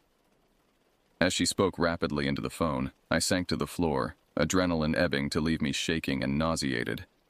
Through the window I'd entered, I could see the porch was empty. No sign of Vincent. Had he fled when he realized I'd gotten inside? Or was he still out there, watching, waiting for another opportunity? The next hours passed in a blur. Security personnel arrived, followed by local police. I repeated my story multiple times. The note, the boathouse, Vincent's strange philosophy of teaching through fear, his threats, my escape. Somewhere in the midst of it all, dawn broke, the storm finally passing to leave a sodden, debris-strewn camp in its wake. They found evidence in the boathouse that corroborated my account. The lantern still burning, my broken flashlight on the floor, a torn piece of my jacket's hood. But of Vincent himself, there was no sign. A search of his quarters revealed the black notebook, filled with detailed observations of multiple campers, not just me, but others he had identified as aware or potential candidates. Most disturbing were the final pages, where Vincent had outlined a graduation exercise scheduled for that night. Details vague but ominous, involving the boathouse, the lake, and tests of survival under extreme conditions. As morning fully arrived, parents were contacted, arrangements made for early pickups. Camp was effectively over, the idyllic summer experience shattered by the realization that a predator had been among us, hiding behind the facade of authority. Theo found me in the infirmary, where Nurse Patel had insisted I rest after giving my statement. His face was pale, his usual easygoing manner replaced by wide-eyed shock. "Is it true?" he asked, perching on the edge of the cot where I lay. "About Vincent? They're saying that he was planning to—" "It's true," I confirmed, too exhausted for euphemisms or sugarcoating. He had this twisted idea that he was teaching survival skills by creating real danger. By becoming the predator. Theo shook his head in disbelief. "And the police haven't found him?" "Not yet." The thought sent a chill through me despite the warm blanket Nurse Patel had provided. "They think he's long gone, that he ran when he realized I'd gotten away and raised the alarm." "But you don't believe that," Theo observed, reading my expression. I hesitated, then shook my head. "No, Vincent doesn't strike me as the type to just give up. Not when he was so invested in his lesson." Theo's hand found mine, squeezing gently. "Well, he can't get to you now. There are police everywhere, and our parents will be here in a few hours." I nodded, wanting to believe he was right. But as I looked out the infirmary window at the campgrounds, now crawling with authorities, I couldn't shake the feeling that this wasn't over. That somewhere, Vincent was watching, evaluating my response, considering it part of his twisted curriculum. That feeling would stay with me long after we left Pine Ridge, long after the police investigation concluded without finding Vincent, long after the summer faded into autumn and life supposedly returned to normal. It would wake me from nightmares, prompt me to check locked doors and windows, make me search crowds for a tall, pale figure with dead eyes. Because Vincent had been right about one thing. I had learned. I had become aware in ways I never would have chosen, and I would never feel entirely safe again. The next 24 hours passed in a chaotic blur of police statements, tearful parents arriving to collect their shaken children, and news vans gathering at the camp entrance like vultures sensing carrion.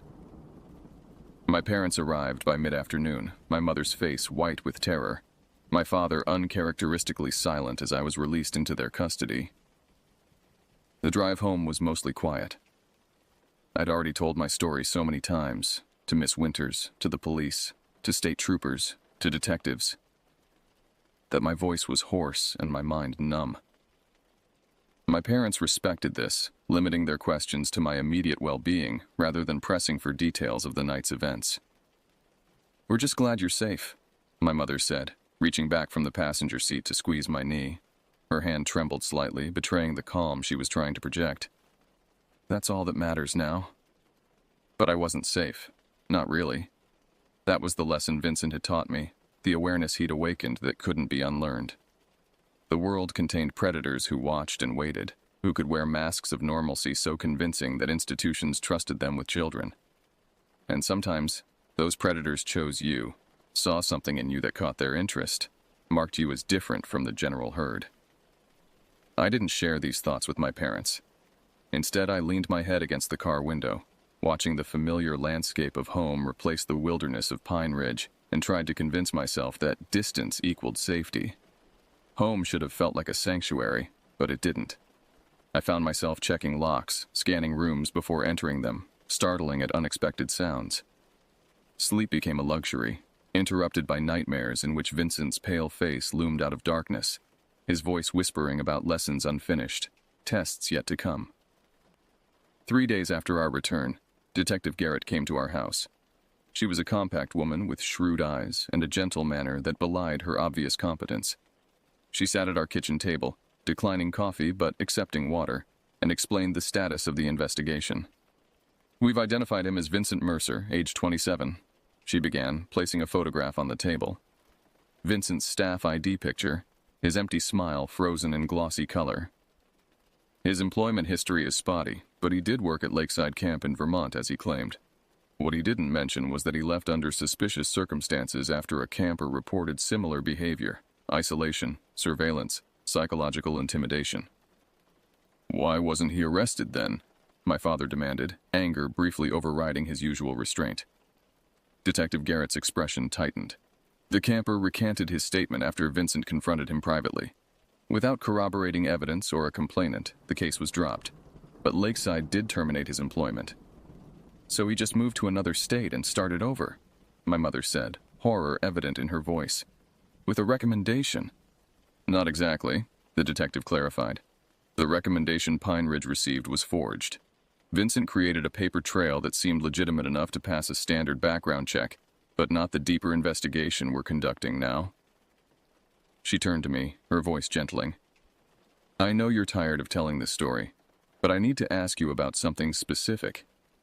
In your statement, you mentioned Vincent talked about potential candidates and seemed to think you had some special awareness. Can you elaborate on that?" I tried to organize my thoughts, to convey the essence of Vincent's disturbing philosophy. He said most people are oblivious to danger until it's too late, that they don't notice predators watching them. I swallowed hard, remembering his intensity in the boathouse. He seemed to think I was different because I noticed him, because I saw through whatever act he was putting on for everyone else. And this recognition made you valuable to him somehow? Detective Garrett pressed, watching me carefully. "I think he saw it as potential," I explained, struggling to articulate the concept. "Like he could shape me into something. Turn me into someone like him, maybe. He talked about me becoming the teacher, eventually." A shadow passed over the detective's face, quickly suppressed. "That aligns with what we found in his notebook and personal effects at the camp. Vincent appears to have developed an elaborate philosophy around identifying what he called naturally vigilant individuals and testing their responses to escalating threat scenarios." "Testing," my father repeated, his voice hollow. "You mean terrorizing?" "Yes," Detective Garrett agreed simply. "The notebook contains observations on multiple campers across 2 summers, but your son's entries were by far the most extensive and recent. Vincent seemed particularly fixated on his reactions. The knowledge that I had been under such close, calculated surveillance made my skin crawl anew. I thought of all the times I'd felt watched, all the moments when Vincent had appeared silently, observing from a distance. "Have you found him?"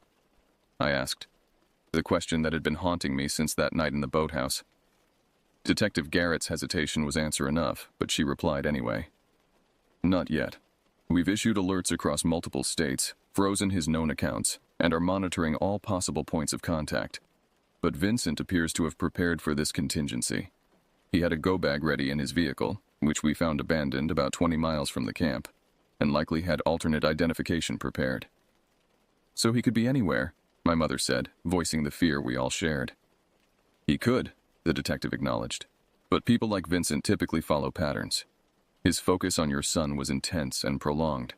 That kind of fixation doesn't disappear overnight." The implication hung in the air, unspoken but understood. Vincent might come looking for me, might try to complete whatever twisted lesson he'd planned. Detective Garrett seemed to read this realization in our expressions. "We're taking precautions," she assured us. "Your house will have regular patrols, and we've alerted local authorities to maintain heightened awareness in your area. We're also providing a panic button system that connects directly to emergency dispatch." She pulled a small device from her pocket, demonstrating its function. "This is for you," she said, handing it to me. "Keep it with you at all times." The small weight of the panic button in my palm should have been reassuring. Concrete evidence that I was being protected, that systems were in place to keep me safe. Instead, it felt like confirmation of my deepest fear. That Vincent was still out there. That the danger hadn't passed with my escape from the boathouse. As Detective Garrett prepared to leave, she paused at the door, her professional demeanor softening slightly. "For what it's worth," she said, meeting my eyes directly. "What you did that night, recognizing the danger, escaping, raising the alarm, it likely saved other campers from becoming Vincent's targets. That kind of awareness, that instinct you have, it's not something he can claim or corrupt. It's yours, and it served you well." Her words stayed with me in the weeks that followed, a counterpoint to the fear that had become my constant companion. Perhaps there was value in the vigilance Vincent had tried to twist into something dark. Perhaps it could be reclaimed, redirected into something protective rather than paranoid. Summer faded into fall, and gradually the acute terror began to subside into a more manageable wariness. I returned to school, moved through familiar routines, reconnected with friends who knew nothing of what had happened at Pine Ridge. The police patrols became less frequent as weeks passed without any sign of Vincent, though the panic button remained a constant presence in my pocket. Theo and I spoke often, our shared experience creating a bond that went beyond our previous friendship. He seemed to process the trauma differently, more outwardly, more verbally, talking through each detail as if repetition could render it harmless. I preferred to internalize, to analyze privately, to work through my fear in solitude. I also stayed in touch with Ivy, whose perspective as another of Vincent's observed campers helped me understand that his fixation hadn't been entirely unique to me. We compared notes, shared nightmares, and gradually built a fuller picture of Vincent's methodology across both summers he'd worked at Pine Ridge. "He started watching me last year," she told me during one of our video calls, her face serious on my laptop screen. "Nothing as intense as what you experienced, but the same pattern. Appearing unexpectedly, asking strange hypothetical questions about survival, testing boundaries." "Why didn't you say something sooner?" I asked, without accusation. Ivy shrugged, a helpless gesture. "For the same reason most people don't, I guess. It was weird, but not definitively threatening. And without proof." She trailed off, then added, "Plus, there's that thing where you start to doubt yourself, to wonder if you're overreacting." I understood exactly what she meant. That self-doubt had nearly cost me everything in the boathouse. "The investigators found a list in his stuff," I told her, sharing information Detective Garrett had recently disclosed. "Names of campers he thought had potential. You were on it, so was Jake from my cabin." Ivy went quiet for a moment, absorbing this. "And you were at the top, I'm guessing." I nodded, the knowledge still unsettling despite weeks of trying to process it. "Apparently, I was his most promising student. Lucky me." "Not luck," Ivy countered firmly. "You saw him for what he was right away. That's why he focused on you, because you weren't an easy target, because you challenged his control." There was some comfort in this perspective, that Vincent's attention had been drawn not by weakness, but by strength, by an awareness he couldn't easily manipulate. It suggested that whatever he'd seen in me wasn't something to be ashamed of or suppressed, but rather something to be understood and directed purposefully. October brought the first significant development in the investigation. Detective Garrett called to inform us that Vincent's laptop had been recovered from a storage unit rented under a false name in a neighboring state. The contents were disturbing: extensive notes on his educational philosophy, detailed profiles of past students at various camps, and a journal documenting his own formative experiences. It appears Vincent himself was the victim of a similar predator in his youth, Detective Garrett explained during her follow-up visit. A camp counselor who singled him out for what he called special lessons in survival and awareness. The journal suggests Vincent came to identify with this mentor, to internalize his methods and expand upon them. "He was recreating his own trauma," my mother murmured, the psychologist in her recognizing the pattern. "In his mind, he was improving upon it," the detective confirmed, creating a more sophisticated system for identifying and testing what he called naturally vigilant individuals. "Your son represented something of a culmination of this work. Someone who detected the threat immediately but remained within reach, allowing Vincent to escalate his lessons more gradually than with previous subjects. The laptop yielded another crucial piece of information, evidence of recent online activity suggesting Vincent had fled to Canada immediately after the boathouse incident. Border authorities were alerted, international warrants issued. For the first time since that rainy night, I felt a tentative hope that Vincent might actually be caught, that the shadow hanging over my life might eventually lift. But even as external circumstances improved, my internal landscape remained altered. I had changed in ways both subtle and profound. I found myself instinctively noting exits in new environments, evaluating strangers with a depth of attention I'd never before possessed, creating mental maps of safe spaces and potential hazards wherever I went. In therapy, which my parents had insisted upon and which I had reluctantly come to value, I learned to channel these new instincts constructively, to distinguish between hypervigilance and healthy awareness. My therapist, Dr. Karim, helped me understand that trauma changes the brain's threat detection systems, heightening sensitivity to potential danger. The goal isn't to eliminate this awareness, she explained during one session. It's to integrate it in a way that enhances rather than diminishes your life, to find balance between caution and paralysis. Slowly, with practice and patience, I began to find that balance. The nightmares became less frequent. I could enter new spaces without immediately scanning for threats. I stopped checking the locks multiple times before bed. Small victories, but meaningful ones. November brought snow earlier than usual, transforming the world outside my window into something pristine and quiet. I was sitting at my desk, working on a history assignment, when my phone buzzed with a text from Detective Garrett, a request for my parents and me to come to the station at our earliest convenience. No explanation, just the simple request, but my heart immediately accelerated. At the station, Detective Garrett led us to a small conference room rather than her usual desk in the bullpen, a change that signaled the importance of whatever she had to share. "We have news," she began without preamble once we were seated. "Vincent Mercer was arrested yesterday in Vancouver. He was using an assumed name, working as a private wilderness guide for teens." The relief that flooded through me was so intense it was almost painful, a physical sensation of release after months of sustained tension. My mother reached for my hand, squeezing tightly. "Is it definitely him?" my father asked, ever the pragmatist. "You're certain?" "Fingerprints and DNA confirm it," Detective Garrett assured us. "There's no doubt. He's in custody and will be extradited to face charges here." "What kind of charges?" I asked, finding my voice. "What will happen to him?" The detective's expression was carefully neutral. "Multiple counts of endangering the welfare of minors, false imprisonment, assault, criminal threatening, identity fraud, and potentially attempted kidnapping. The prosecutor believes we have a strong case, particularly with the evidence from the laptop and your testimony." "Will I have to see him again?" The question slipped out before I could consider it fully, the fear that had lurked beneath all others. "Eventually, yes, if the case goes to trial," Detective Garrett acknowledged. "But that's months away, and we'll prepare you thoroughly if it comes to that. For now, Vincent is in custody and will remain there. He's not getting out on bail given the severity of the charges and the flight risk he represents." She slid a photograph across the table, Vincent's mugshot, taken in the hours after his arrest. He looked thinner than I remembered, his hair shorter, but his eyes retained that same unsettling intensity, that same calculating assessment of the camera and whoever might be viewing the image he projected. "I thought seeing this might help make it real for you," Detective Garrett explained. "Concrete evidence that he can't hurt you or anyone else now." I stared at the image, feeling a complex mixture of emotions, relief, vindication, lingering fear, and something unexpected. Pity. Not for the man Vincent had become, but for the boy he once was, subjected to his own version of the terror he later inflicted.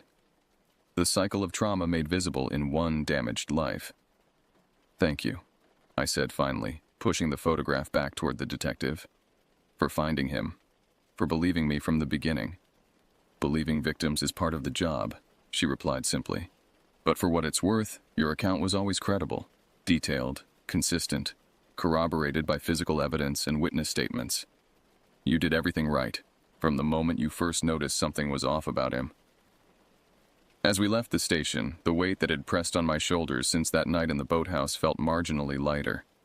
Vincent was in custody. The immediate threat had been neutralized. Justice would presumably be served through proper legal channels. But the lasting impact of those days at Pine Ridge, the awareness Vincent had sought to cultivate through fear, remained with me, embedded in my perceptions and responses. I would never again move through the world with the oblivious confidence of someone who hasn't encountered predatory intent. I would always notice too much, sense too keenly, evaluate too thoroughly. In the months that followed, I came to recognize this heightened awareness not as Vincent's successful teaching, but as my own hard-won wisdom, purchased at a cost I would never have willingly paid but valuable nonetheless. Like a vaccine derived from the disease itself, my experience with Vincent had cultivated resistance to future threats, an ability to recognize danger in its earliest, most subtle manifestations. And as winter yielded to spring, I began to reclaim spaces I had avoided, to expand the boundaries of what felt safe, to trust my instincts without being ruled by them.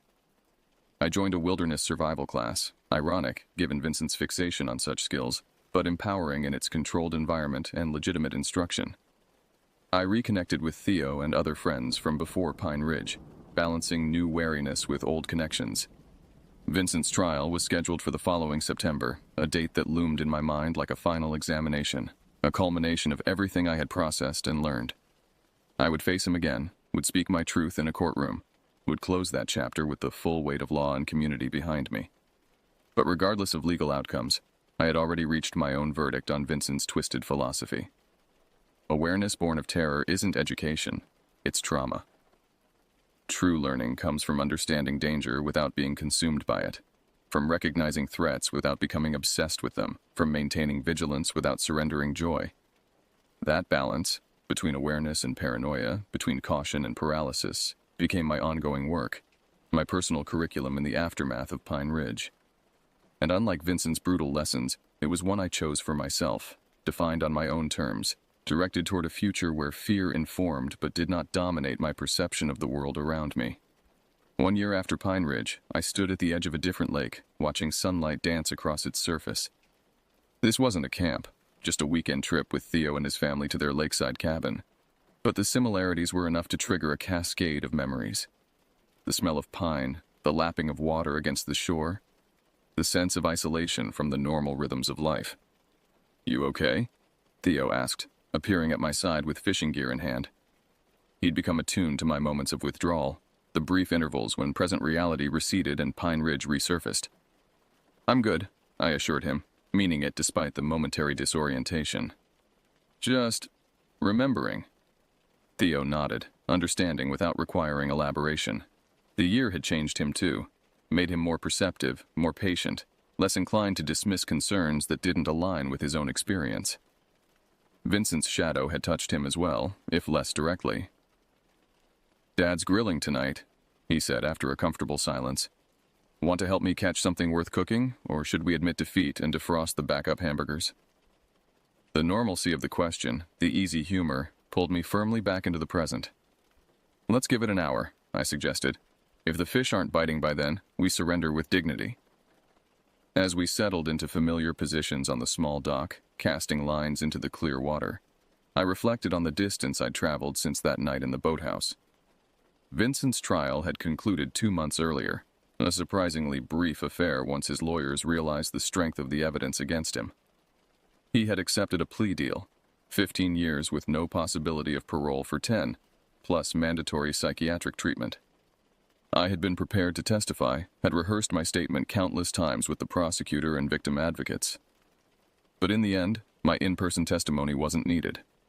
Vincent's own writings, the physical evidence, and the statements from multiple campers across several summers proved sufficient to convince both the court and his own legal team that fighting the charges would only result in a longer sentence.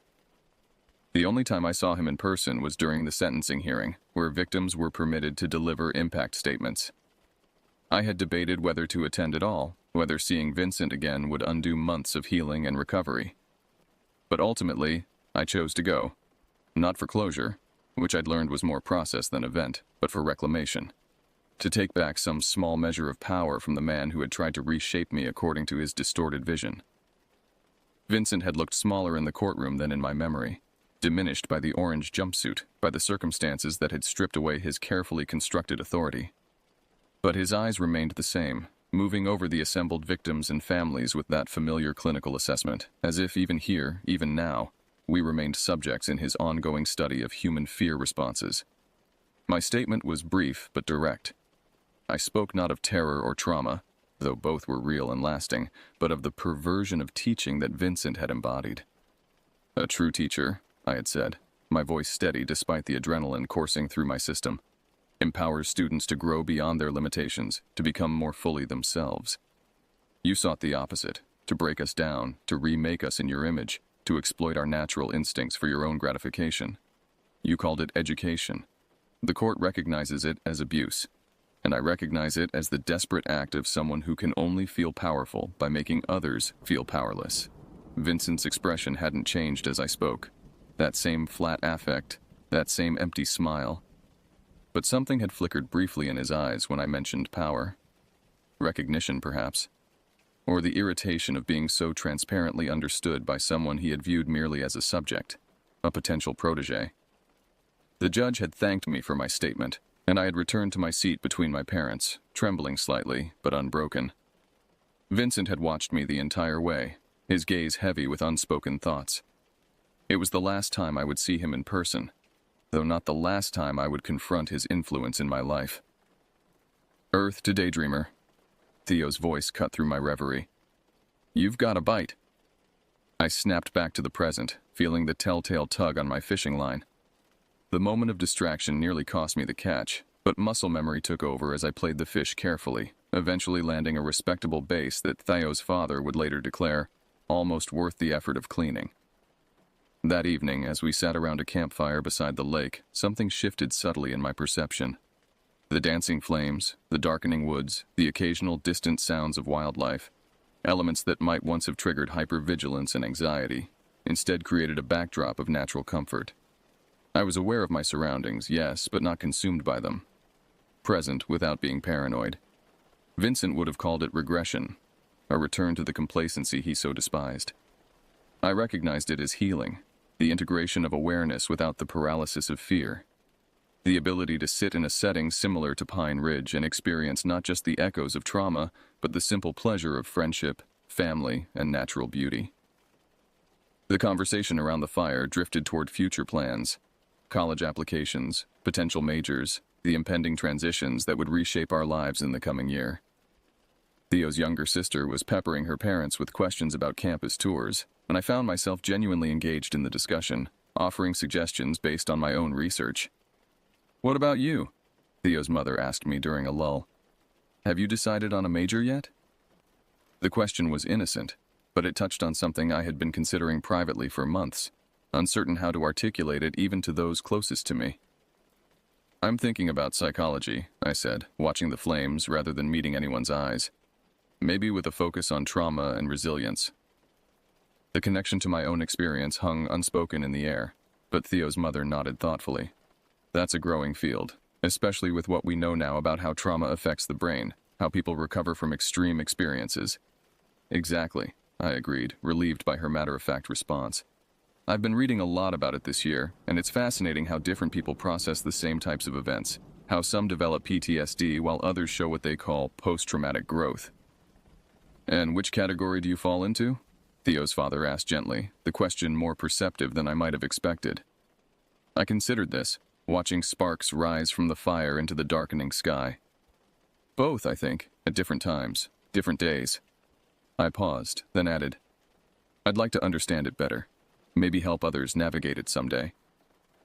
The conversation moved on, but that moment, the quiet articulation of a purpose that had been forming gradually over the past year, felt significant. Vincent had sought to mold me into a reflection of himself, to perpetuate his distorted philosophy through my education. Instead, I was finding my own path, one that acknowledged the impact of trauma but redirected it toward healing rather than harm. Later that night, lying in a sleeping bag on the cabin's screened porch, listening to the gentle rhythm of the lake against the shore, I thought about transformation, how experiences shape us, for better or worse. Vincent had been shaped by his own encounters with predatory behavior, had allowed that shaping to turn him into a predator himself. I was being shaped too, but with consciousness, with choice, with community that supported growth rather than exploitation.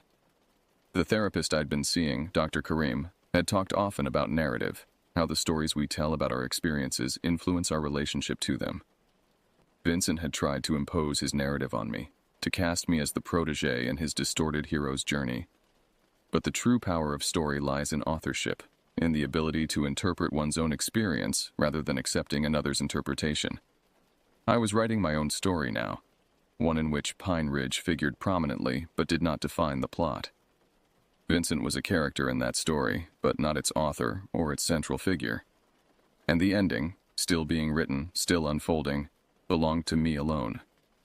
Sleep came easily that night, without the usual vigilance, without the reflexive checking of locks and shadows. And when I dreamed, it wasn't of boathouses or storms or pale faces watching through windows.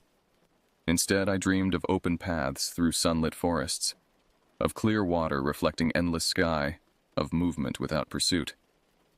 In the morning, I woke to birdsong and dappled light filtering through the porch screens. Theo was already up, making coffee in the kitchen with exaggerated carefulness to avoid waking the others. He grinned when he saw me, gesturing toward the dock where fishing rods leaned against the railing.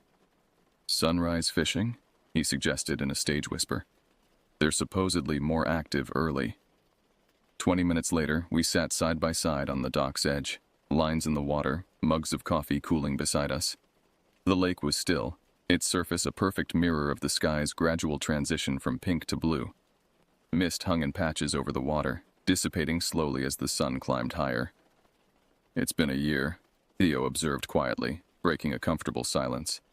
"Since Pine Ridge." I nodded, appreciating that he'd acknowledged the anniversary without making it the center of our morning. "A long year." "A good one, though," he suggested, glancing at me. "In some ways, at least."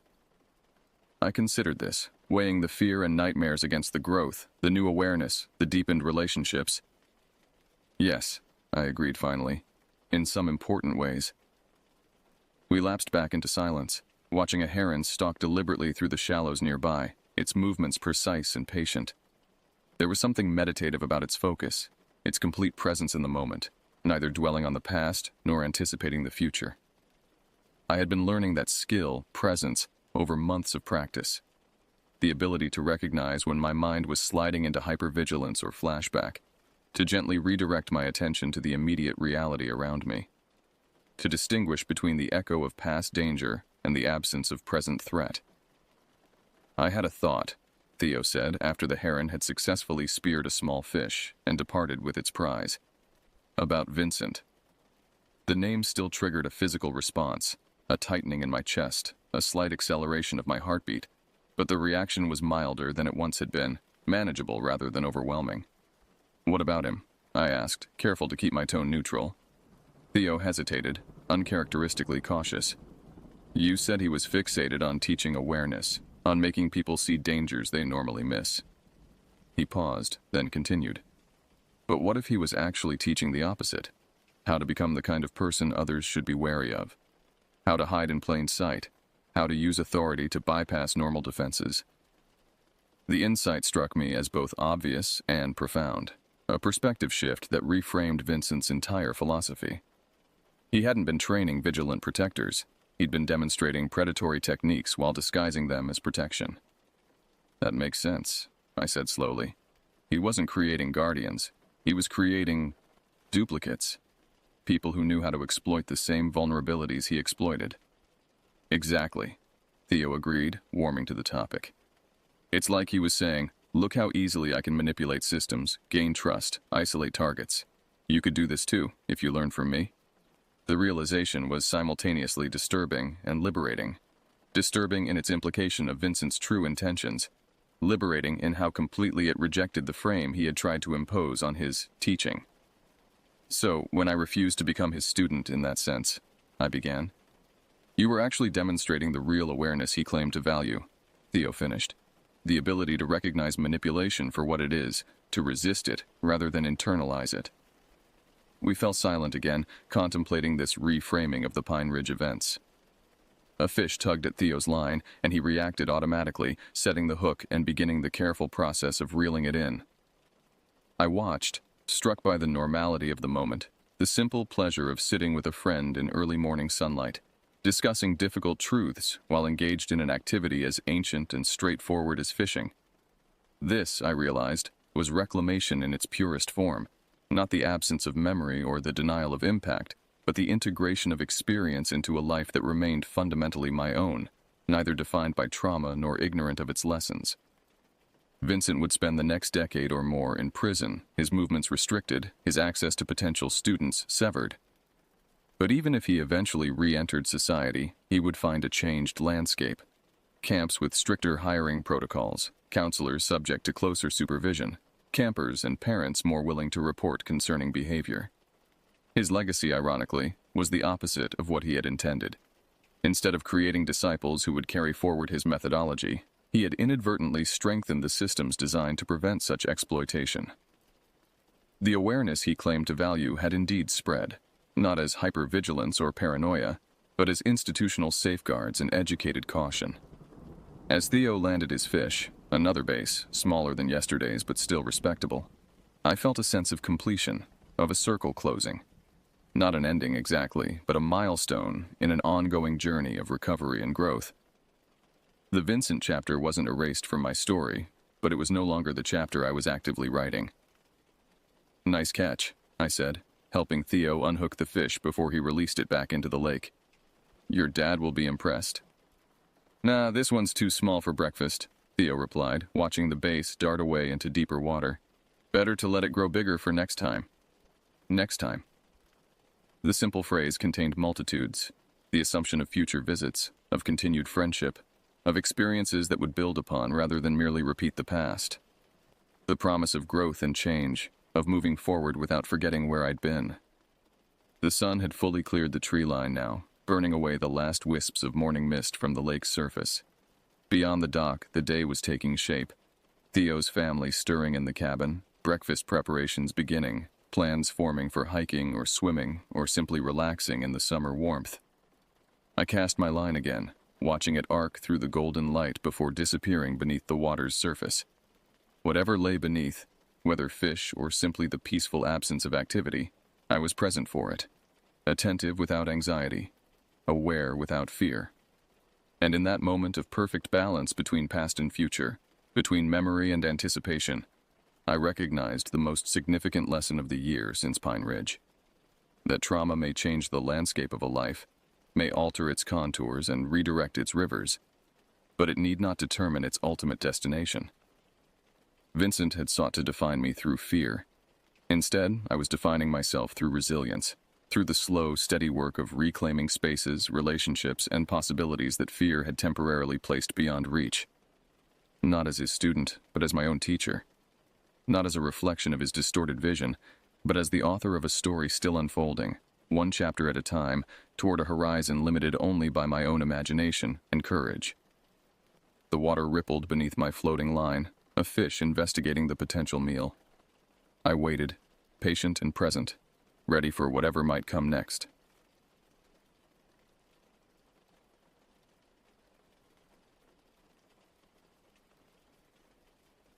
It was a warm July evening in 2021 when our family finally embarked on the camping trip we'd been planning for months. My wife Josephine had been an outdoor enthusiast since college, and I had grown up camping with my grandfather. Our children, Abigail 10 years and Michael 8 years, were finally old enough to experience proper wilderness camping. The weeks leading up to our departure were filled with meticulous preparations. We carefully inspected our gear, waterproofed the tent, and stocked up on supplies. I spent hours tuning up our red Ford F-150, determined to avoid any mechanical issues during our 7-hour journey to Cedar Lake Campground. "Don't forget to check the spare tire," Josephine reminded me the evening before we left. "Last thing we need is to get stranded in the middle of nowhere." I nodded absently, adding it to my mental checklist. Unfortunately, in the flurry of last-minute preparations, this crucial task slipped my mind. That oversight would prove nearly fatal. We decided to leave just after midnight, hoping the children would sleep through most of the drive. Our truck was packed to capacity: tent, sleeping bags, cooking equipment, fishing gear, and enough food for a week of outdoor living. The excitement was palpable as we pulled out of our suburban driveway and headed toward the mountains. "Are we there yet?" Michael asked, barely 10 minutes into the journey. Not even close, buddy, I chuckled. Try to get some sleep. We'll be there when you wake up. The first hour passed with the children's excited chatter and singing. Eventually, the rhythm of the highway and the late hour took their toll. First Michael, then Abigail, and finally Josephine drifted into sleep, leaving me alone with my thoughts in the dark, winding road. I turned on an audiobook, ironically a non-fiction account of wilderness survival stories, and settled in for the long drive. The miles slipped by as the narrator described harrowing tales of people overcoming extreme circumstances in remote locations. Around 5:30 a.m., disaster struck. We were on a particularly remote stretch of road, dense forest pressing in on both sides, when I heard a loud pop followed by the unmistakable flapping sound of a flat tire. The truck lurched sharply to the right, and I gripped the steering wheel tightly, fighting to maintain control. "What happened?" Josephine mumbled, jolted from sleep. "Flat tire," I replied, carefully steering onto the shoulder. "Go back to sleep if you can. I'll handle it." Remarkably, both children remained asleep. I sat for a moment, gathering my thoughts and listening to the quiet hiss of air escaping from the damaged tire. The timing couldn't have been worse. We were at least 30 minutes from the nearest town, in a cellular dead zone with dawn just beginning to break. I stepped out of the truck, the cool morning air raising goosebumps on my arms. The right front tire was completely flat, the rubber visibly shredded on one side. What struck me as odd was the nature of the damage. It didn't look like we'd hit a pothole or run over a nail. Instead, the tire appeared to have been slashed or punctured by something substantial. A growing sense of unease settled in my stomach. I glanced up and down the deserted road, seeing nothing but shadows and trees. The forest seemed to watch me, the spaces between trees harboring unseen observers. I dismissed the thought as ridiculous, blaming it on fatigue and too many crime documentaries. I began the process of changing the tire, first retrieving the spare and jack from beneath our camping gear in the truck bed. The work was familiar but tedious, and I found myself pausing occasionally to scan my surroundings, increasingly convinced that something, or someone, was watching from the tree line.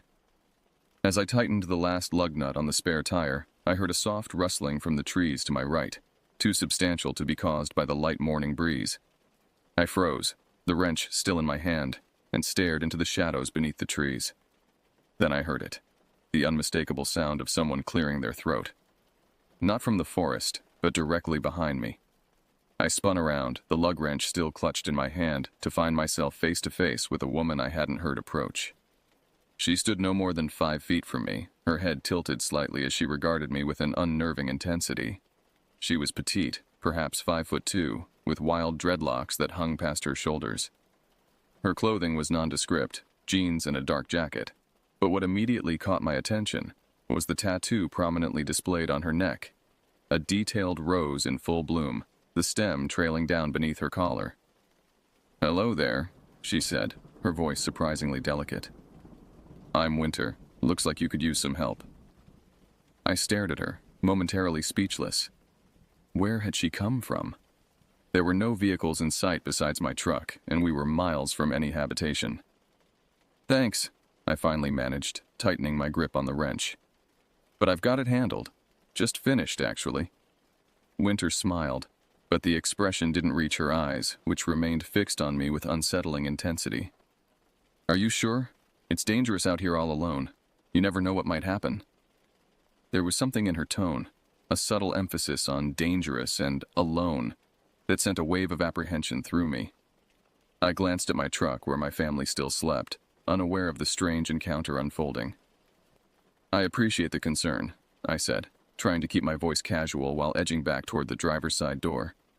"But we're fine, just heading to the campground up ahead." At the mention of we, Winter's gaze shifted to the truck, lingering on the sleeping forms visible through the windows. Her smile widened slightly. "Camping trip, huh? That's nice. Family outing?"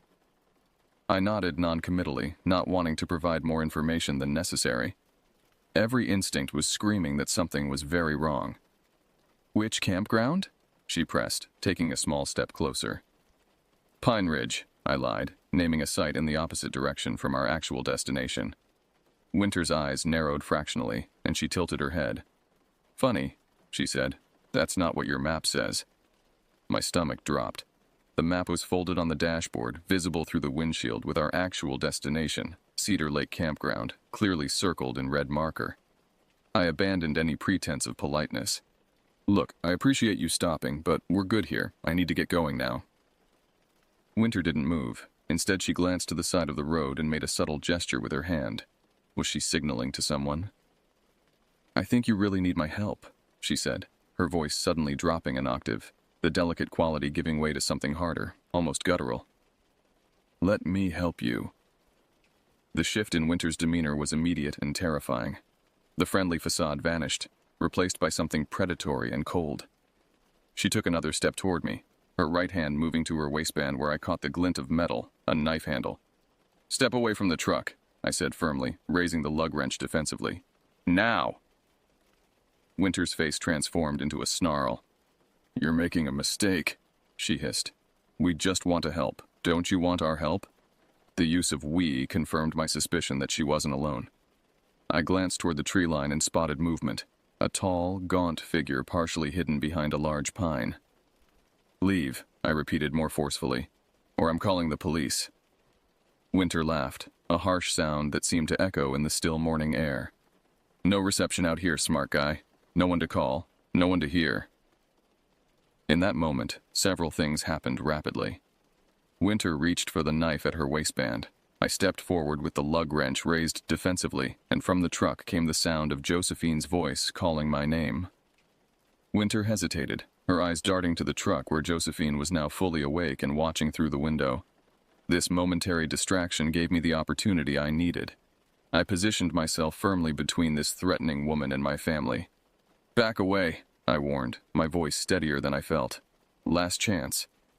Instead of retreating, Winter lunged toward me, the knife now clearly visible in her hand. Acting on pure instinct, I swung the lug wrench, not aiming to hurt her but to deter the attack. The tool connected with her forearm with a dull thud, and she let out a yelp of pain, the knife clattering to the asphalt. "You'll regret that," she snarled, cradling her arm. "We were just going to take your truck and gear. Now we'll take more." From the tree line emerged the figure I'd glimpsed earlier. A tall, gaunt man with a patchy beard and wild eyes. In his hand was what appeared to be a crowbar. He advanced slowly, purposefully, while Winter backed away, still clutching her injured arm. Inside the truck, Josephine was now fully alert, her face pale with fear as she reached back to wake the children. I could see her fumbling for her phone, though reception was non-existent here. The man stopped about 15 feet away. "You hurt my sister," he said, his voice oddly flat. That wasn't smart.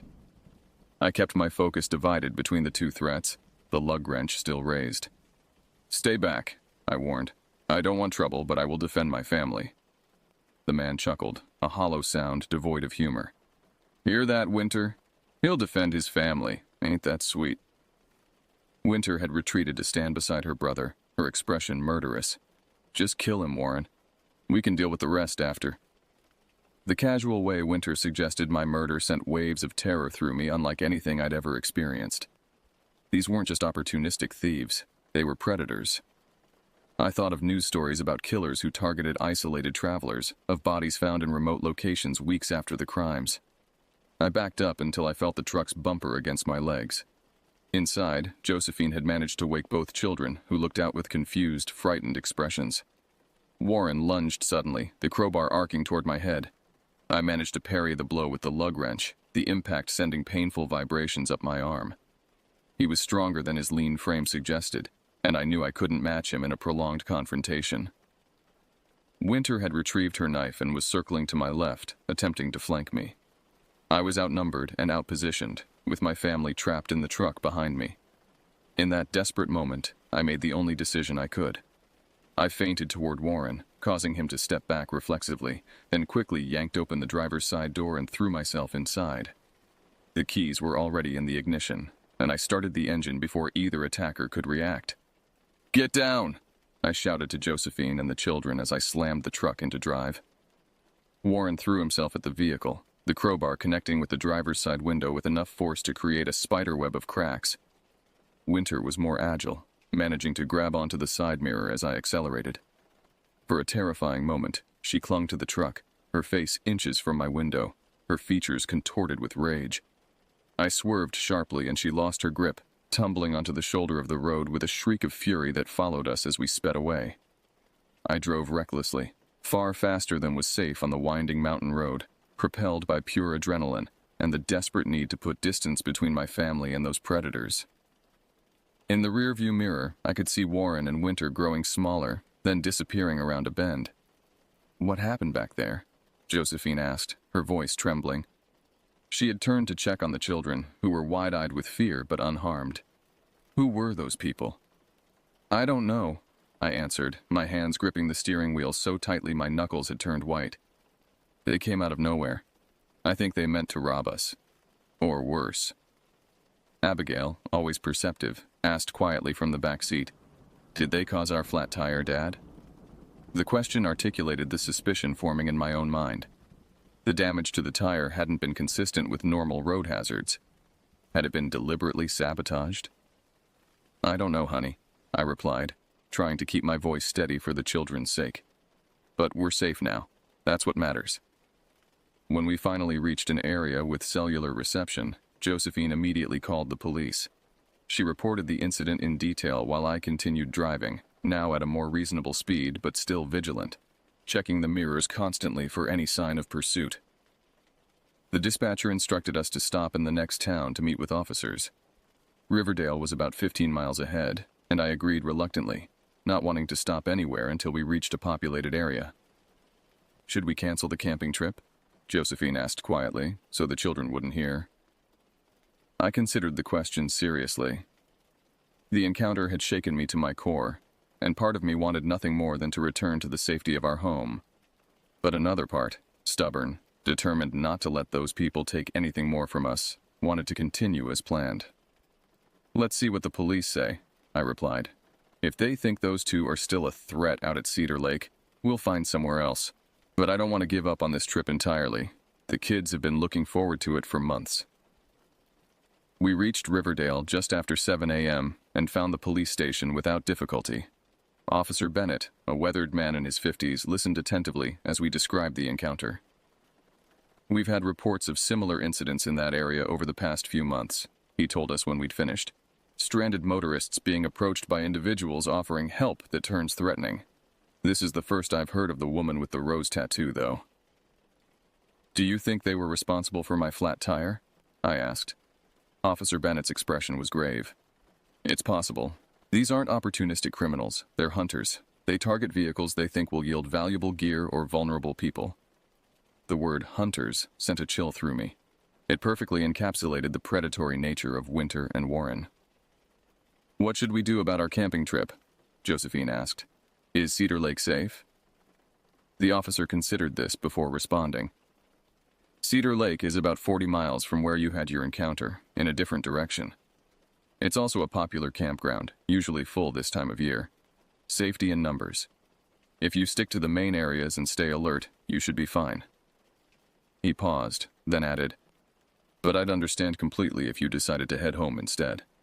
After filing the police report and replacing the damaged tire at a local garage, we found ourselves at a crossroads, literally and figuratively. To the east lay the route home, to safety. To the north, our original destination, Cedar Lake Campground. We sat in a diner in Riverdale, the four of us around a table with plates of pancakes barely touched, discussing our options. "I still want to go camping," Michael said, his enthusiasm apparently undimmed by the morning's events. "Those bad people are far away now, right?" Abigail nodded in agreement, though with more reservation. "We've been planning this forever, and the police officer said the campground would be safe." Josephine and I exchanged glances across the table. Neither of us wanted to disappoint the children, but their safety was paramount. "All right," I said finally. "We'll continue to Cedar Lake, but we're going to have some new rules for this trip. No one goes anywhere alone. We stay in the populated areas of the campground. And if anything at all, seems suspicious, we leave immediately. Understood?" Both children nodded solemnly, and Josephine squeezed my hand under the table, a gesture of support, though I could feel the slight tremor in her fingers. We arrived at Cedar Lake Campground shortly after noon. As Officer Bennett had predicted, the site was bustling with activity. Families setting up tents, children riding bikes along the paths, the smell of campfires already wafting through the air. The normality of it all was reassuring after the surreal horror of the morning. We were assigned a campsite near the center of the grounds, surrounded by other campers on all sides. It wasn't the secluded wilderness experience we had originally planned, but under the circumstances, the proximity to others was comforting. Setting up camp provided a welcome distraction. The familiar routine of erecting the tent, organizing our gear, and preparing the fire pit gave us all something concrete to focus on besides the lingering fear. By late afternoon, our site was established, and we had begun to relax marginally. That night, as the children fell asleep in the tent, exhausted from the day's events, Josephine and I sat by the dying embers of our campfire. "Do you think they'll find us here?" she asked quietly, voicing the fear that had been hovering at the edges of my mind all day. "No," I said, with more conviction than I felt. "They have no way of knowing where we went, and the police are looking for them now." Despite my reassurances, I found myself volunteering to stay awake, to keep watch while the others slept. Josephine protested initially, but eventually relented when she saw the determination in my expression. "Wake me in a few hours," she insisted. "You need rest too." I agreed, though I had no intention of sleeping that night. Not when closing my eyes meant seeing Winter's feral smile and Warren's hollow gaze. Not when every sound from the surrounding forest might represent approaching danger. The days that followed passed without incident. Each day allowed us to relax incrementally, to begin enjoying the experience we had planned for so long. We hiked the trails around Cedar Lake, fished from its shores, and spent evenings around the campfire telling stories and roasting marshmallows. The children, with their remarkable resilience, seemed to put the roadside encounter behind them quickly. By the third day, they were racing around the campground with new friends, the shadow of fear lifted from their expressions. Josephine, too, began to unwind, though she remained more vigilant than before. I was the slowest to recover. Each night, I found myself awake long after the others had fallen asleep, listening to the sounds of the forest with heightened attention. During daylight hours, I repeatedly caught myself scanning the faces of other campers, searching for the distinctive features of the siblings who had threatened us. On our final evening at Cedar Lake, a park ranger stopped by our site with news that sent waves of relief through me. 2 suspects matching the description of Winter and Warren had been arrested at a gas station 50 miles away, attempting to use a credit card stolen from another victim. "Thought you'd want to know," the ranger said. "Officer Bennett from Riverdale called it in. Said you folks had a run-in with them on your way here." That night, for the first time since our arrival at Cedar Lake, I slept deeply and without interruption. Our return journey home was uneventful, the same roads that had seemed so threatening on our arrival now merely scenic. We stopped at the Riverdale police station on our way, confirming that the siblings remained in custody and providing additional details for the case against them. "You folks were lucky," Officer Bennett told us. "The Reynolds siblings are suspected in at least 3 disappearances over the past year. They'd graduated from simple robbery to something much worse." His words confirmed what I had sensed during our encounter, that Winter and Warren had intended more than mere theft. The realization of how close we had come to becoming statistics was sobering. In the weeks that followed our return home, life gradually returned to normal. The camping gear was stored away, the photographs from our trip were shared with friends and family, and the routine of work and school resumed. But something had changed within me, a fundamental shift in how I perceived the world and its dangers. I found myself more cautious in unfamiliar situations, more aware of my surroundings, more protective of my family. Not in a paralyzing way, but in a manner that acknowledged the reality that threats could emerge from unexpected quarters. 6 months after our camping trip, I received a call from Officer Bennett. The Reynolds siblings had been convicted on multiple counts of robbery, assault, and, in Warren's case, second-degree murder. They would be serving lengthy sentences in separate maximum security facilities. That evening, as I watched Abigail and Michael playing in the backyard, Josephine joined me on the porch. "You're thinking about them, aren't you?" she asked quietly. "The Reynolds?" I nodded. I was thinking about how different things could have turned out. If I hadn't noticed the knife, if you hadn't woken up when you did. Josephine leaned against me, her presence solid and reassuring. But that's not what happened. You protected us. We survived. And now they can't hurt anyone else. As the sun set over our peaceful neighborhood, I made a decision. We would go camping again the following summer. We would not allow fear to dictate our choices or limit our experiences.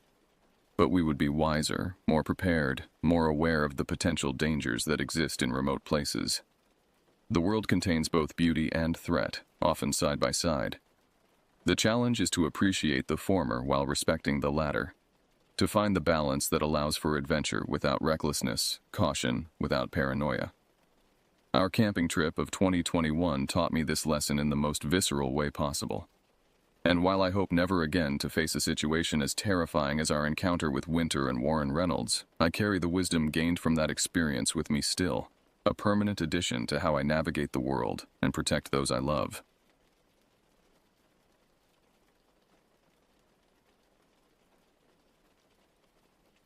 The desert sun had begun its descent behind the jagged peaks of the Mogollon Rim when I received my final briefing.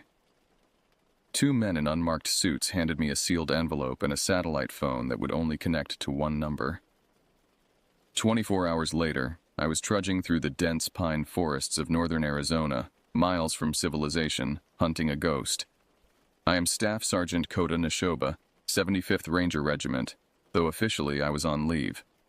Unofficially, I was pursuing what the brass called an anomalous biological entity that had been leaving mangled wildlife and frightened hikers in its wake across the Tonto National Forest. The mission was classified. Not even my commanding officer knew where I'd gone. Just another native son doing the government's dirty work. My grandfather would have laughed at the irony. He was Apache, raised on stories of skinwalkers and forest spirits. My grandmother was Cherokee, and she passed down tales of the Nunahi, the immortal ones who dwelled in caves and mountains.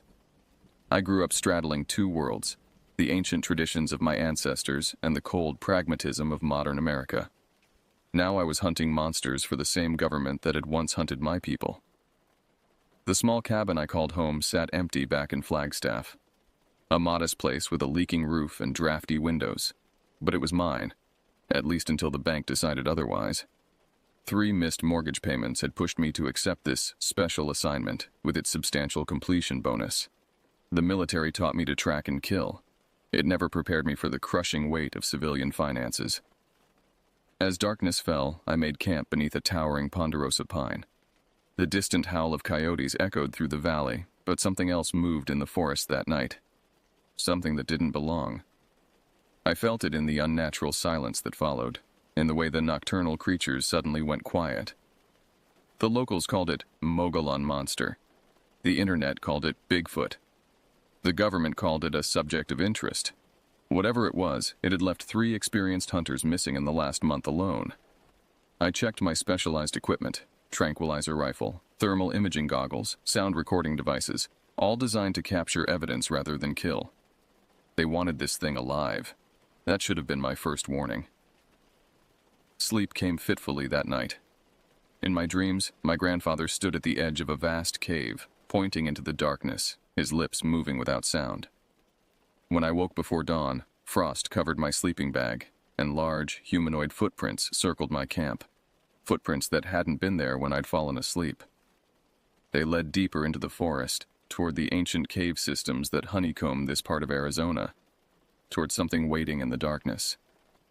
Dawn painted the Arizona sky in watercolors of amber and rose as I followed the tracks.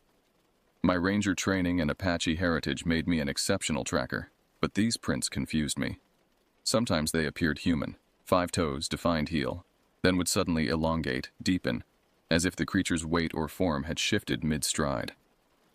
The trail led toward Bear Canyon, a place my grandmother had specifically warned me about as a child.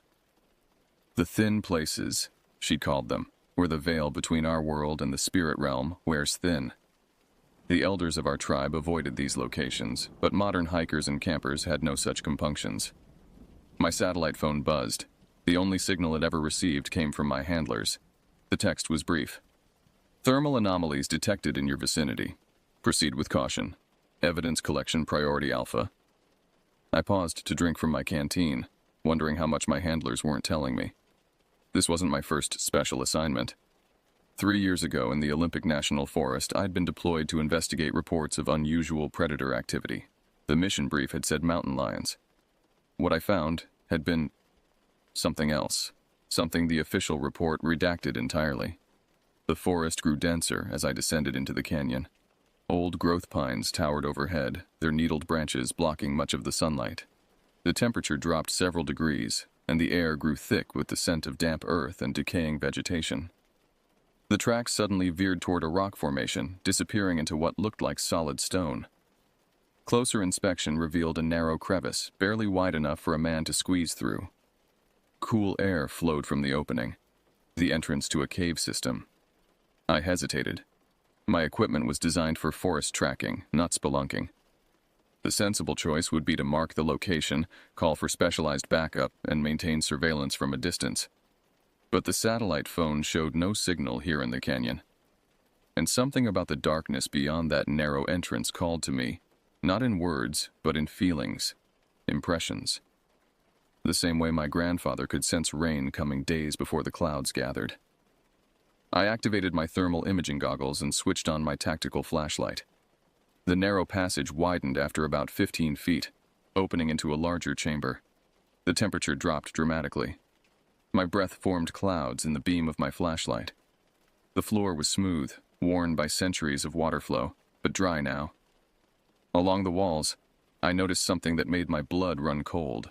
Petroglyphs, ancient drawings by my ancestors, depicting tall, slender figures with elongated limbs towering over human hunters. In the center of the chamber, a pile of fresh bones gleamed white in my flashlight beam. Not animal bones, human, and not ancient, recent. Something moved in the darkness beyond my light. Something large. Something watching. I froze, training my rifle toward the sound. The thermal imaging showed nothing, just cold, empty space. Yet I could feel a presence. Hear breathing that wasn't my own. "I know you're there," I said, my voice echoing through the chamber. The response was immediate, a deep, rumbling growl that seemed to come from everywhere at once, vibrating the very stone beneath my feet. And then I saw it, just for a moment, as it crossed the beam of my flashlight. Taller than any man, covered in dark hair, with eyes that reflected the light like polished copper coins. It wasn't a bear. It wasn't human. And according to my thermal goggles, it wasn't even there at all. I crashed through the underbrush, abandoning stealth for speed. The thing from the cave pursued me, moving with impossible grace through the forest. It made no sound as it ran, no snapping twigs, no rustling leaves, just the occasional guttural breathing close behind me. My training took over. I dropped to one knee, spun, and fired a tranquilizer dart in one fluid motion. In the split second before I turned to run again, I saw my dart pass through where the creature should have been, like shooting at smoke. The forest thinned ahead, opening onto a small clearing with a dilapidated cabin. Not on any of my maps, this structure looked decades old, its wooden walls gray with age, windows broken or boarded over. Desperate for shelter, I sprinted for the door, shouldering it open with a splintering crack. Inside, dust motes danced in the shafts of light penetrating the broken roof. The cabin contained a single room with a rusted iron stove, a rotting wooden table, and what might have once been a bed frame. But it was the walls that held my attention, every inch covered with drawings, newspaper clippings, photographs. The images showed the same creature I'd glimpsed, captured from different angles, in different forests, across different decades. Interspersed were pages of handwritten notes, equations, and star charts that made no sense to me. A government ID badge hung from a nail. Its photo faded beyond recognition, but the name still legible. Dr. Thomas Blackwood, Department of Interior, Special Research Division. My satellite phone suddenly buzzed to life, unexpected this deep in the canyon. The message chilled me. Condition Wendigo, abort mission, return to extraction point immediately. Wendigo. I knew the term, not from my Apache or Cherokee heritage, but from Algonquian folklore. A malevolent spirit associated with winter, famine, and cannibalism. Why would my handlers use that code name? A weathered journal lay open on the table. The final entry, dated 1976, read, "It isn't what we thought. Not biological, not a surviving hominid species, something older. Something that's always been here. It doesn't hunt for food. It hunts for other reasons. God forgive us for what we've awakened. The temperature in the cabin plummeted suddenly. My breath clouded before me. The door I'd entered through slowly swung closed on its own, the rusted hinges creaking in protest. Outside, all forest sounds ceased. No birds, no insects, just absolute perfect silence. Then, a whisper, not in my ears, but somehow directly in my mind. Neshoba. It knew my name. "We've been waiting for you, Neshoba. For someone who can see." The voice felt ancient, cold as mountain stone, yet somehow familiar, like a half-remembered dream. It spoke in English, but occasionally slipped into words I recognized from my grandmother's language, words with no direct translation. I raised my rifle, though instinct told me it would be useless. "What are you—" The temperature dropped further. Frost began forming on the inside of the cabin walls. "We are the first people of this land, before your kind, before names, before time was counted." "What do you want?" A low chuckle resonated through the cabin, shaking dust from the rafters. "Want? We do not want. We simply are. But you, Kota Neshoba, you want. You seek. You hunt." The cabin began to darken, as if the very light was being drained away. I activated my flashlight, but its beam seemed dimmer, unable to push back the encroaching darkness. "Your government sends many hunters. None return as they were. Will you be different, I wonder?" Something scraped against the outside wall, long, sharp claws against weathered wood. The entire cabin shuddered. I had been sent as the hunter. Somehow, I'd become the prey. Night fell quickly in the canyon, darkness rushing in like floodwater. I'd barricaded myself in the cabin, using the rotting furniture to block the door and remaining windows. The rational part of my mind, the army ranger, the modern man, kept searching for logical explanations. Perhaps hallucinogens in the cave air, maybe elaborate technology designed to confuse and frighten. But the part of me raised on my grandparents' stories knew better. This was older than science, deeper than logic.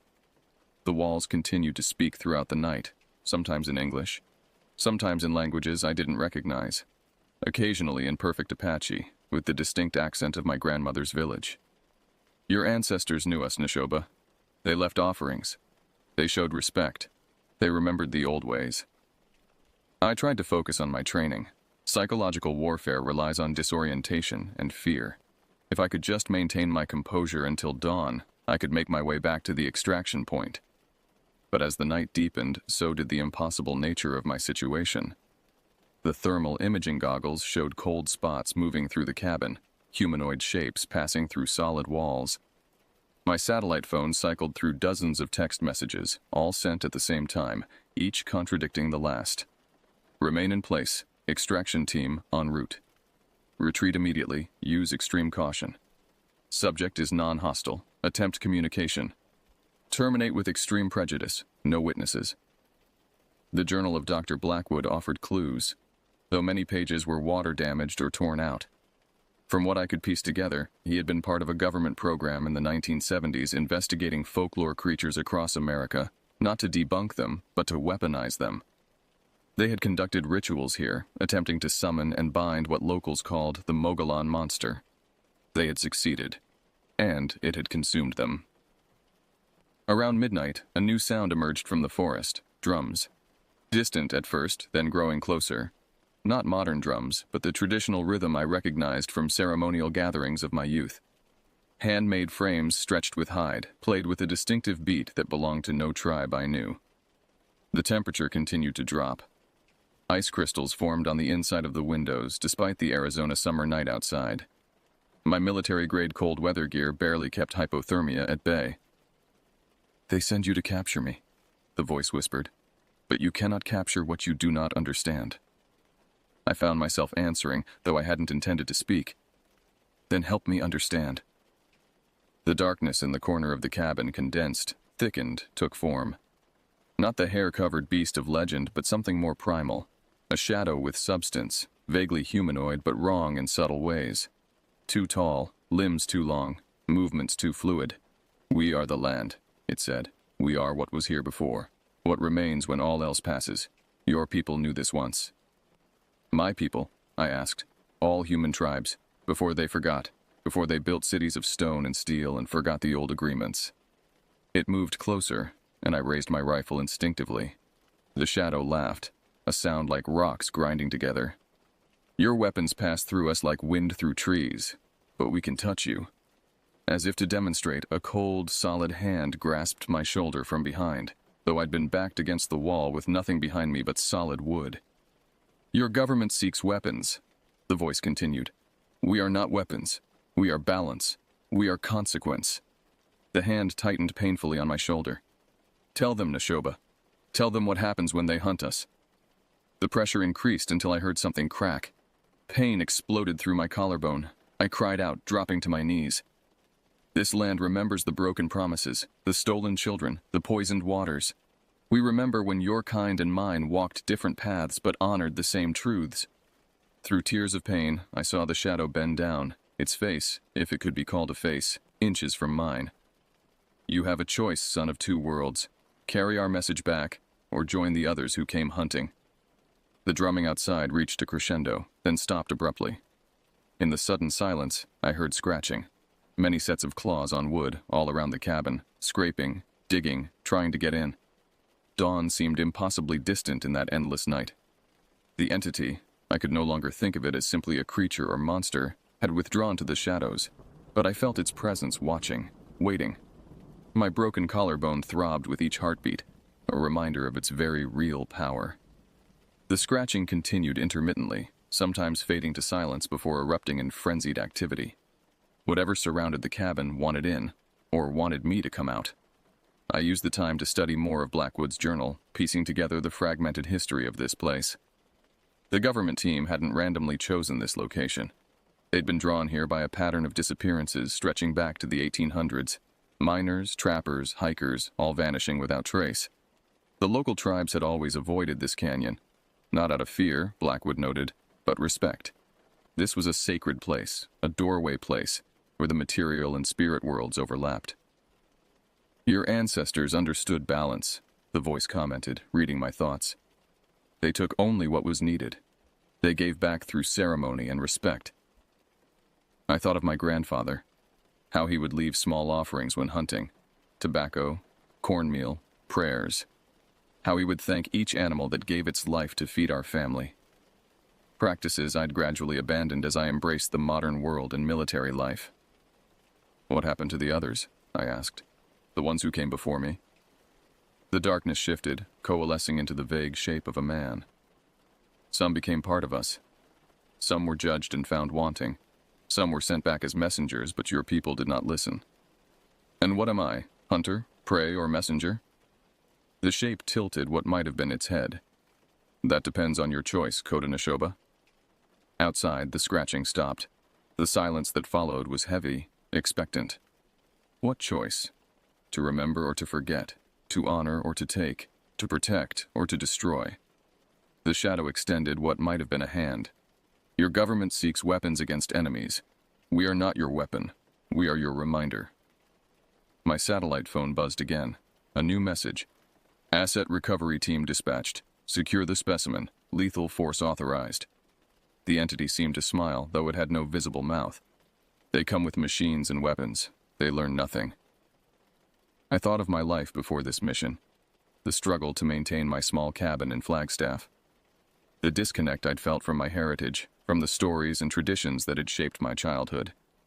The military had given me purpose, direction, but had taken something else. A connection to the land, to history, to the old ways. What will happen if they come? I asked. What always happens when humans breach sacred spaces with violence in their hearts? The shadow began to fade, dispersing like mist. But you could prevent this. You could remind them of the old agreements. What agreements? But the entity had gone, leaving me alone in the cabin with Blackwood's journal and my painful broken shoulder. As the first hint of dawn lightened the eastern sky, I heard the approaching helicopters. Military grade, flying low. The asset recovery team, coming to capture what could not be captured, to control what would not be controlled. I had less than an hour to decide which side of this ancient conflict I stood on. The modern world that had shaped me, or the ancient one that claimed me. Outside, the forest had fallen completely silent, as if holding its breath, waiting for my choice. I thought of my grandparents, of the respect they had shown to the land and its spirits. I thought of Dr. Blackwood and whatever fate had befallen him in this cabin. I thought of the others the entity had mentioned. Had they made the wrong choice, or simply had no choice at all? The helicopters grew louder. Soon they would be here, with their weapons and capture devices, their arrogance and ignorance. They would disturb what should remain undisturbed, take what was not theirs to take. I made my decision. The helicopters circled overhead, searchlights cutting through the pre-dawn forest. I stood outside the cabin, Blackwood's journal in one hand, my satellite phone in the other. My collarbone throbbed with each movement, but I forced myself to stand straight as the first helicopter touched down in the small clearing. 6 men in tactical gear emerged, weapons raised. Their uniforms bore no insignia, their faces hidden behind balaclavas and night vision goggles. The lead operative approached cautiously. "Staff Sergeant Neshoba?" His voice was muffled behind his tactical mask. "Report status?" I stood my ground. "Mission aborted. Area unsafe. We need to leave immediately." He gestured to 2 of his men who began moving toward the cabin. "Negative. We're here for specimen recovery. Where is it?" "There is no specimen," I said. "Nothing you can capture or contain. This place is protected." The operative stared at me for a long moment, then spoke into his radio. "Subject appears compromised. Proceeding with secondary protocol." I knew what that meant. I was now considered contaminated, unreliable. They would secure me, extract whatever information they could, then proceed with their mission regardless. "Listen to me," I said urgently. "Blackwood's team tried this in the 70s. None of them made it out. This isn't what you think it is." The men continued toward the cabin, weapons ready. The lead operative motioned for 2 others to secure me. That's when the drumming started again, not distant this time, but all around us, as if emerging from the earth itself. The helicopter's searchlight flickered, then died. The soldiers froze, raising their weapons toward the darkness. "What the hell is that?" one of them shouted. The forest around us began to move. Not the trees themselves, but the shadows between them, deepening, stretching, taking form. The temperature plummeted. Frost formed on our weapons and gear despite the summer Arizona night. "You need to leave," I said quietly. "Now, while you still can."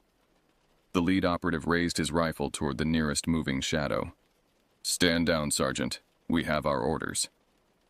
"So did Blackwood," I replied, holding up the journal. "This doesn't end well." One of the soldiers fired into the darkness, a burst of automatic weapons fire that echoed through the canyon. The bullets passed harmlessly through the shadows, splintering trees beyond. The drumming stopped. The silence that followed was absolute. Then the voice spoke. Not just to me this time, but to all of them. It seemed to come from everywhere and nowhere, vibrating through the ground beneath our feet. "You come with violence to a place of power. You come with greed to a place of balance. You come with arrogance to a place of wisdom." The shadows converged, forming a circle around us. Not just the hair-covered creatures of legend, but figures of pure darkness, some vaguely human, others taking shapes I had no words to describe.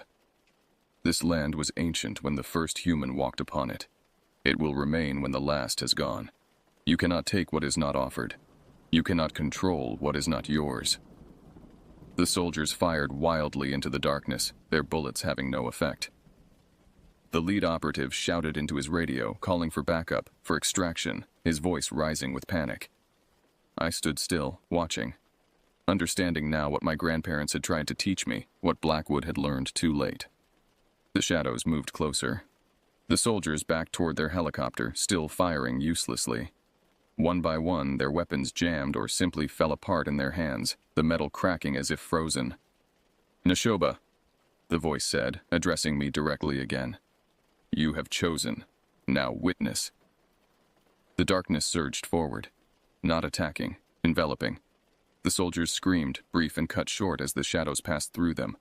When the darkness receded, the men stood motionless, their eyes wide, expressions frozen in terror. Then, as one, they turned and walked silently into the forest, disappearing among the trees. The helicopter pilot, witnessing everything, took off immediately, the aircraft vanishing over the canyon rim. I was left alone with the shadows. The tallest approached me, towering above. "You chose remembrance," it said. "You chose respect. What will happen to them?" I asked, looking toward where the soldiers had vanished. "They will walk the old paths. They will learn what they refuse to understand. Some may return, changed. And me?" The shadow seemed to consider. "You stand between worlds, Koda Neshoba. You always have. Now you will carry our message." "What message?" "That the old agreements still stand, that this land has guardians older than human memory. That balance must be maintained." Dawn broke over the canyon rim, the first rays of sunlight spearing through the trees. The shadows began to fade, retreating from the light. "They will send others," I said. "They always do," the voice replied, growing fainter. "But now they will have your warning. Choose wisely how you deliver it." As the sunlight filled the clearing, I found myself alone. The cabin behind me had collapsed entirely, appearing decades older than it had just hours before, as if time itself had accelerated around it. My satellite phone buzzed one final time. A text message appeared. "Return for debriefing. Full report expected." I looked at Blackwood's journal in my hand, then at the ancient forest around me. I thought of my small cabin in Flagstaff, of my grandfather's teachings, of the choices that had brought me here, and the ones that would lead me forward. I knew what I had to do. 3 days later, I emerged from the Tonto National Forest. I reported equipment failure, injury from a fall, and the loss of the target. I submitted a formal report recommending the area be declared off-limits due to geological instability. I did not mention the shadows, the voices, or what happened to the recovery team. That knowledge I kept, not as a secret but as a trust. My broken collarbone healed strangely, leaving a mark like an ancient petroglyph beneath the skin. Sometimes in the silence of night, I hear distant drums. A reminder of the choice I made, a reminder of the message I carry. The land remembers, the shadows watch, the old agreements still stand. And I, Koda Neshoba, stand between worlds, guardian of a truth too ancient for words, too important to forget.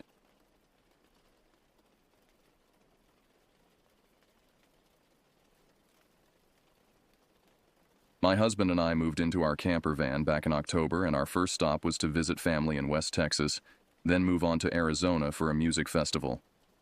After the festival ended, we decided to hang around Tucson for a bit and see the gym and mineral show before heading north to Flagstaff, then to the Grand Canyon. While heading to the Grand Canyon, we found an awesome boondocking spot in the Coconino National Forest. It was on this small Forest Service road that only had 2 spots on it, and one was occupied by a man and his young son, who I assumed were spending the day in Sedona, about 45 minutes away, and retiring early to their RV. We snagged the last spot before crossing, which was awesome.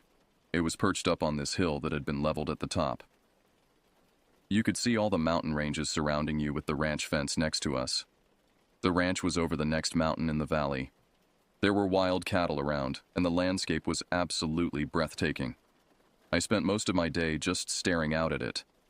It's an extremely remote place as well, which we love, because we love stargazing and privacy. We go to bed early most evenings around sunset, waking up around sunrise with a middle-of-the-night bathroom break. We woke up and walked outside for our bathroom break and could not believe the stars. They looked wonderful. We went back to bed and agreed to stay another night just to see the stars again even better. The following day we spent listening to music and rock hounding and taking in the landscape. I kept looking at this one particular ridge, telling my husband that a bright light was shining on it, almost like a strobe. He looked, and it was gone. It wasn't something I thought of until I saw it a few times again. And then I became concerned. As a wilderness first responder, maybe there was a hiker out there who was stranded on the ridge trying to get our attention. But the areas that the light came from changed much too often for someone to be traveling by foot or bike. Later that evening, after we made dinner, we sat outside watching the sunset and decided to go back in the van to hang out while it got dark out. Then it would be dark enough to really see all the stars in the Milky Way. It was around 10 p.m. or 11 p.m. We came out and I immediately looked up. There was this light that was so bright white, and it seemed close. I asked if that was the North Star, And if so, how could it be so bright and close to us? My husband said he wasn't sure. We kept walking around our site, looking at the sky and the satellites. We went around the van, then back to our original spot and looked up. Immediately, we noticed the light was gone.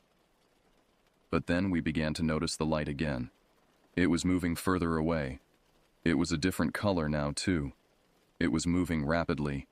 It would jump around almost like a hummingbird, but changing color between yellow, red, and blue. I've seen a lot of different phenomena in my life, so I wasn't particularly worried or shocked, especially since we had just seen the Martha lights, which looked similar, but with more flowing movements. That all changed in the next few moments, and the light began to change colors into monochromatic ranges of deep violet and violet blues with magenta. It was almost peaceful looking, soothing. It started moving closer to us, changing colors more often. Blues, violets, pinks, greens. It came down to the ground level on the other side of the large juniper.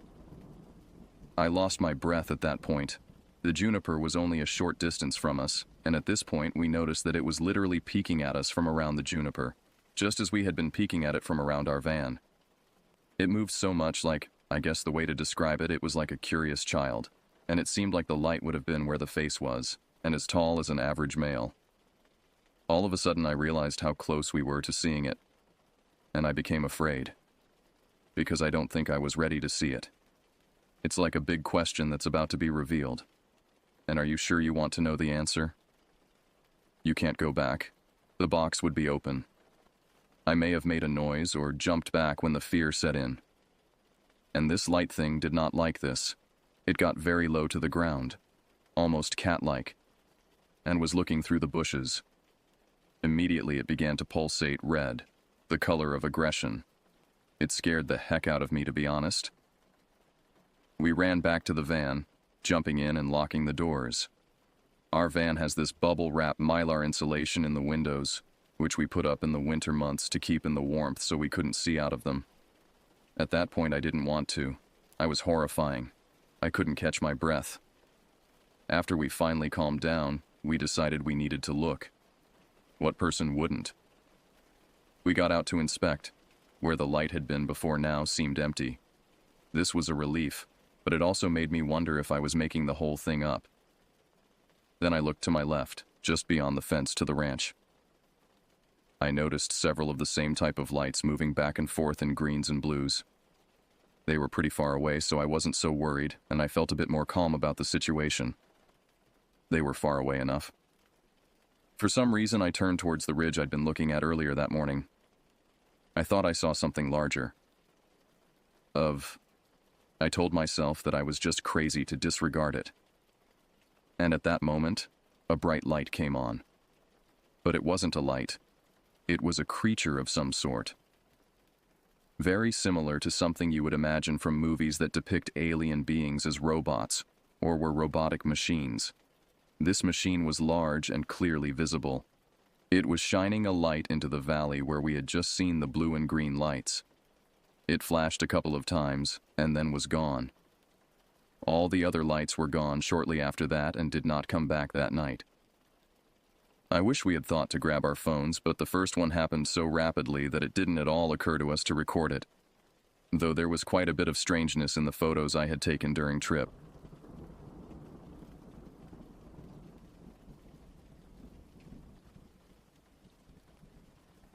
Around 2012, my best friend and I were hiking through the woods of one of the local mountains late in the afternoon for some exercise and because we were bored as can be.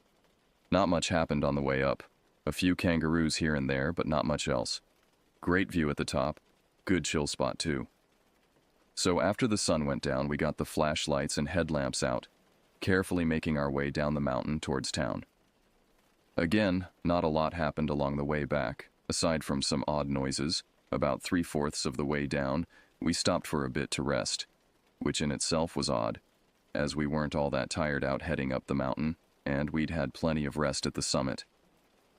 We both felt pretty drained though, but since our backpacks were lighter after consuming some of the supplies, it seemed a bit out of the ordinary.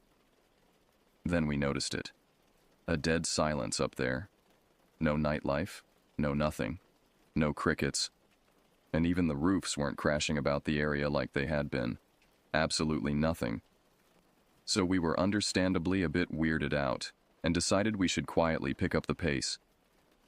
As we made it to the bottom, it was like the sound had been turned back on or something. So we continued on our way, feeling normal again, having a yak about random crap and moving aside for the rare car. About another kilometer or two later, we started hearing some weird stuff, and we'd noticed that all the other sounds had once again stopped. This time, when I started to feel tired, my adrenaline started pumping instead, because I remembered it had happened before. And then that sound happened again, some kind of rasping, throaty roar in the distance. It came from ahead and to the right of the road in the woods. Danged if I know what it was, but I do know that that sound isn't achievable by a human. As we got closer, we could hear a lot of crashing noises in the area we'd originally heard the sound from, followed by that horrible sound again, and the sound of an animal in agony being cut short. From when we first heard it, up until that point, we had turned off our lights and were practically creeping along the road. But now curiosity unfortunately got the better of us. We shone our torches over in the area. Those messed up sounds had been coming from Saw Next, nearly made me wimp out to the max. And if my best friend hadn't been there, I would have bolted back to town. However, despite our attempts to show the whole macho as always vibe, all we could do was ready our knives and stare uncomprehendingly at this thing that was staring right the heck back at us. To make matters pants-rackingly worse, this gosh-danged thing had a dead, almost full-grown kangaroo in its mouth, or what was left of the roo anyway, since it seems like it was gutted alive and was still kind of twitching. Every instinct told me to run like a bat out of hell back to town, but thankfully reason trumped my instincts, and I chose not to make any sudden moves, especially since I somehow knew that we wouldn't make it very far if either of us ran. For what felt like ages, it seemed to be watching us, as though deciding whether to drop its fresh kill in exchange for us. Then it sort of hunched up and made a slightly muffled form of that sound it seemed to make, backing up a little and jumping over 5 meters up the darned cliff face behind it. It then made the noise again, before jumping and climbing further up the cliff and out of sight. Big, with gray-white hair or fur, and it could stand on 2 legs when it needed to. It had freaky-shaped but clearly powerful jaws and claws like darned hens. But worst of all were its eyes. I swear, those eyes, they looked like they were full of nothing more than hunger and hatred. Needless to say, I don't like going hiking at night anymore.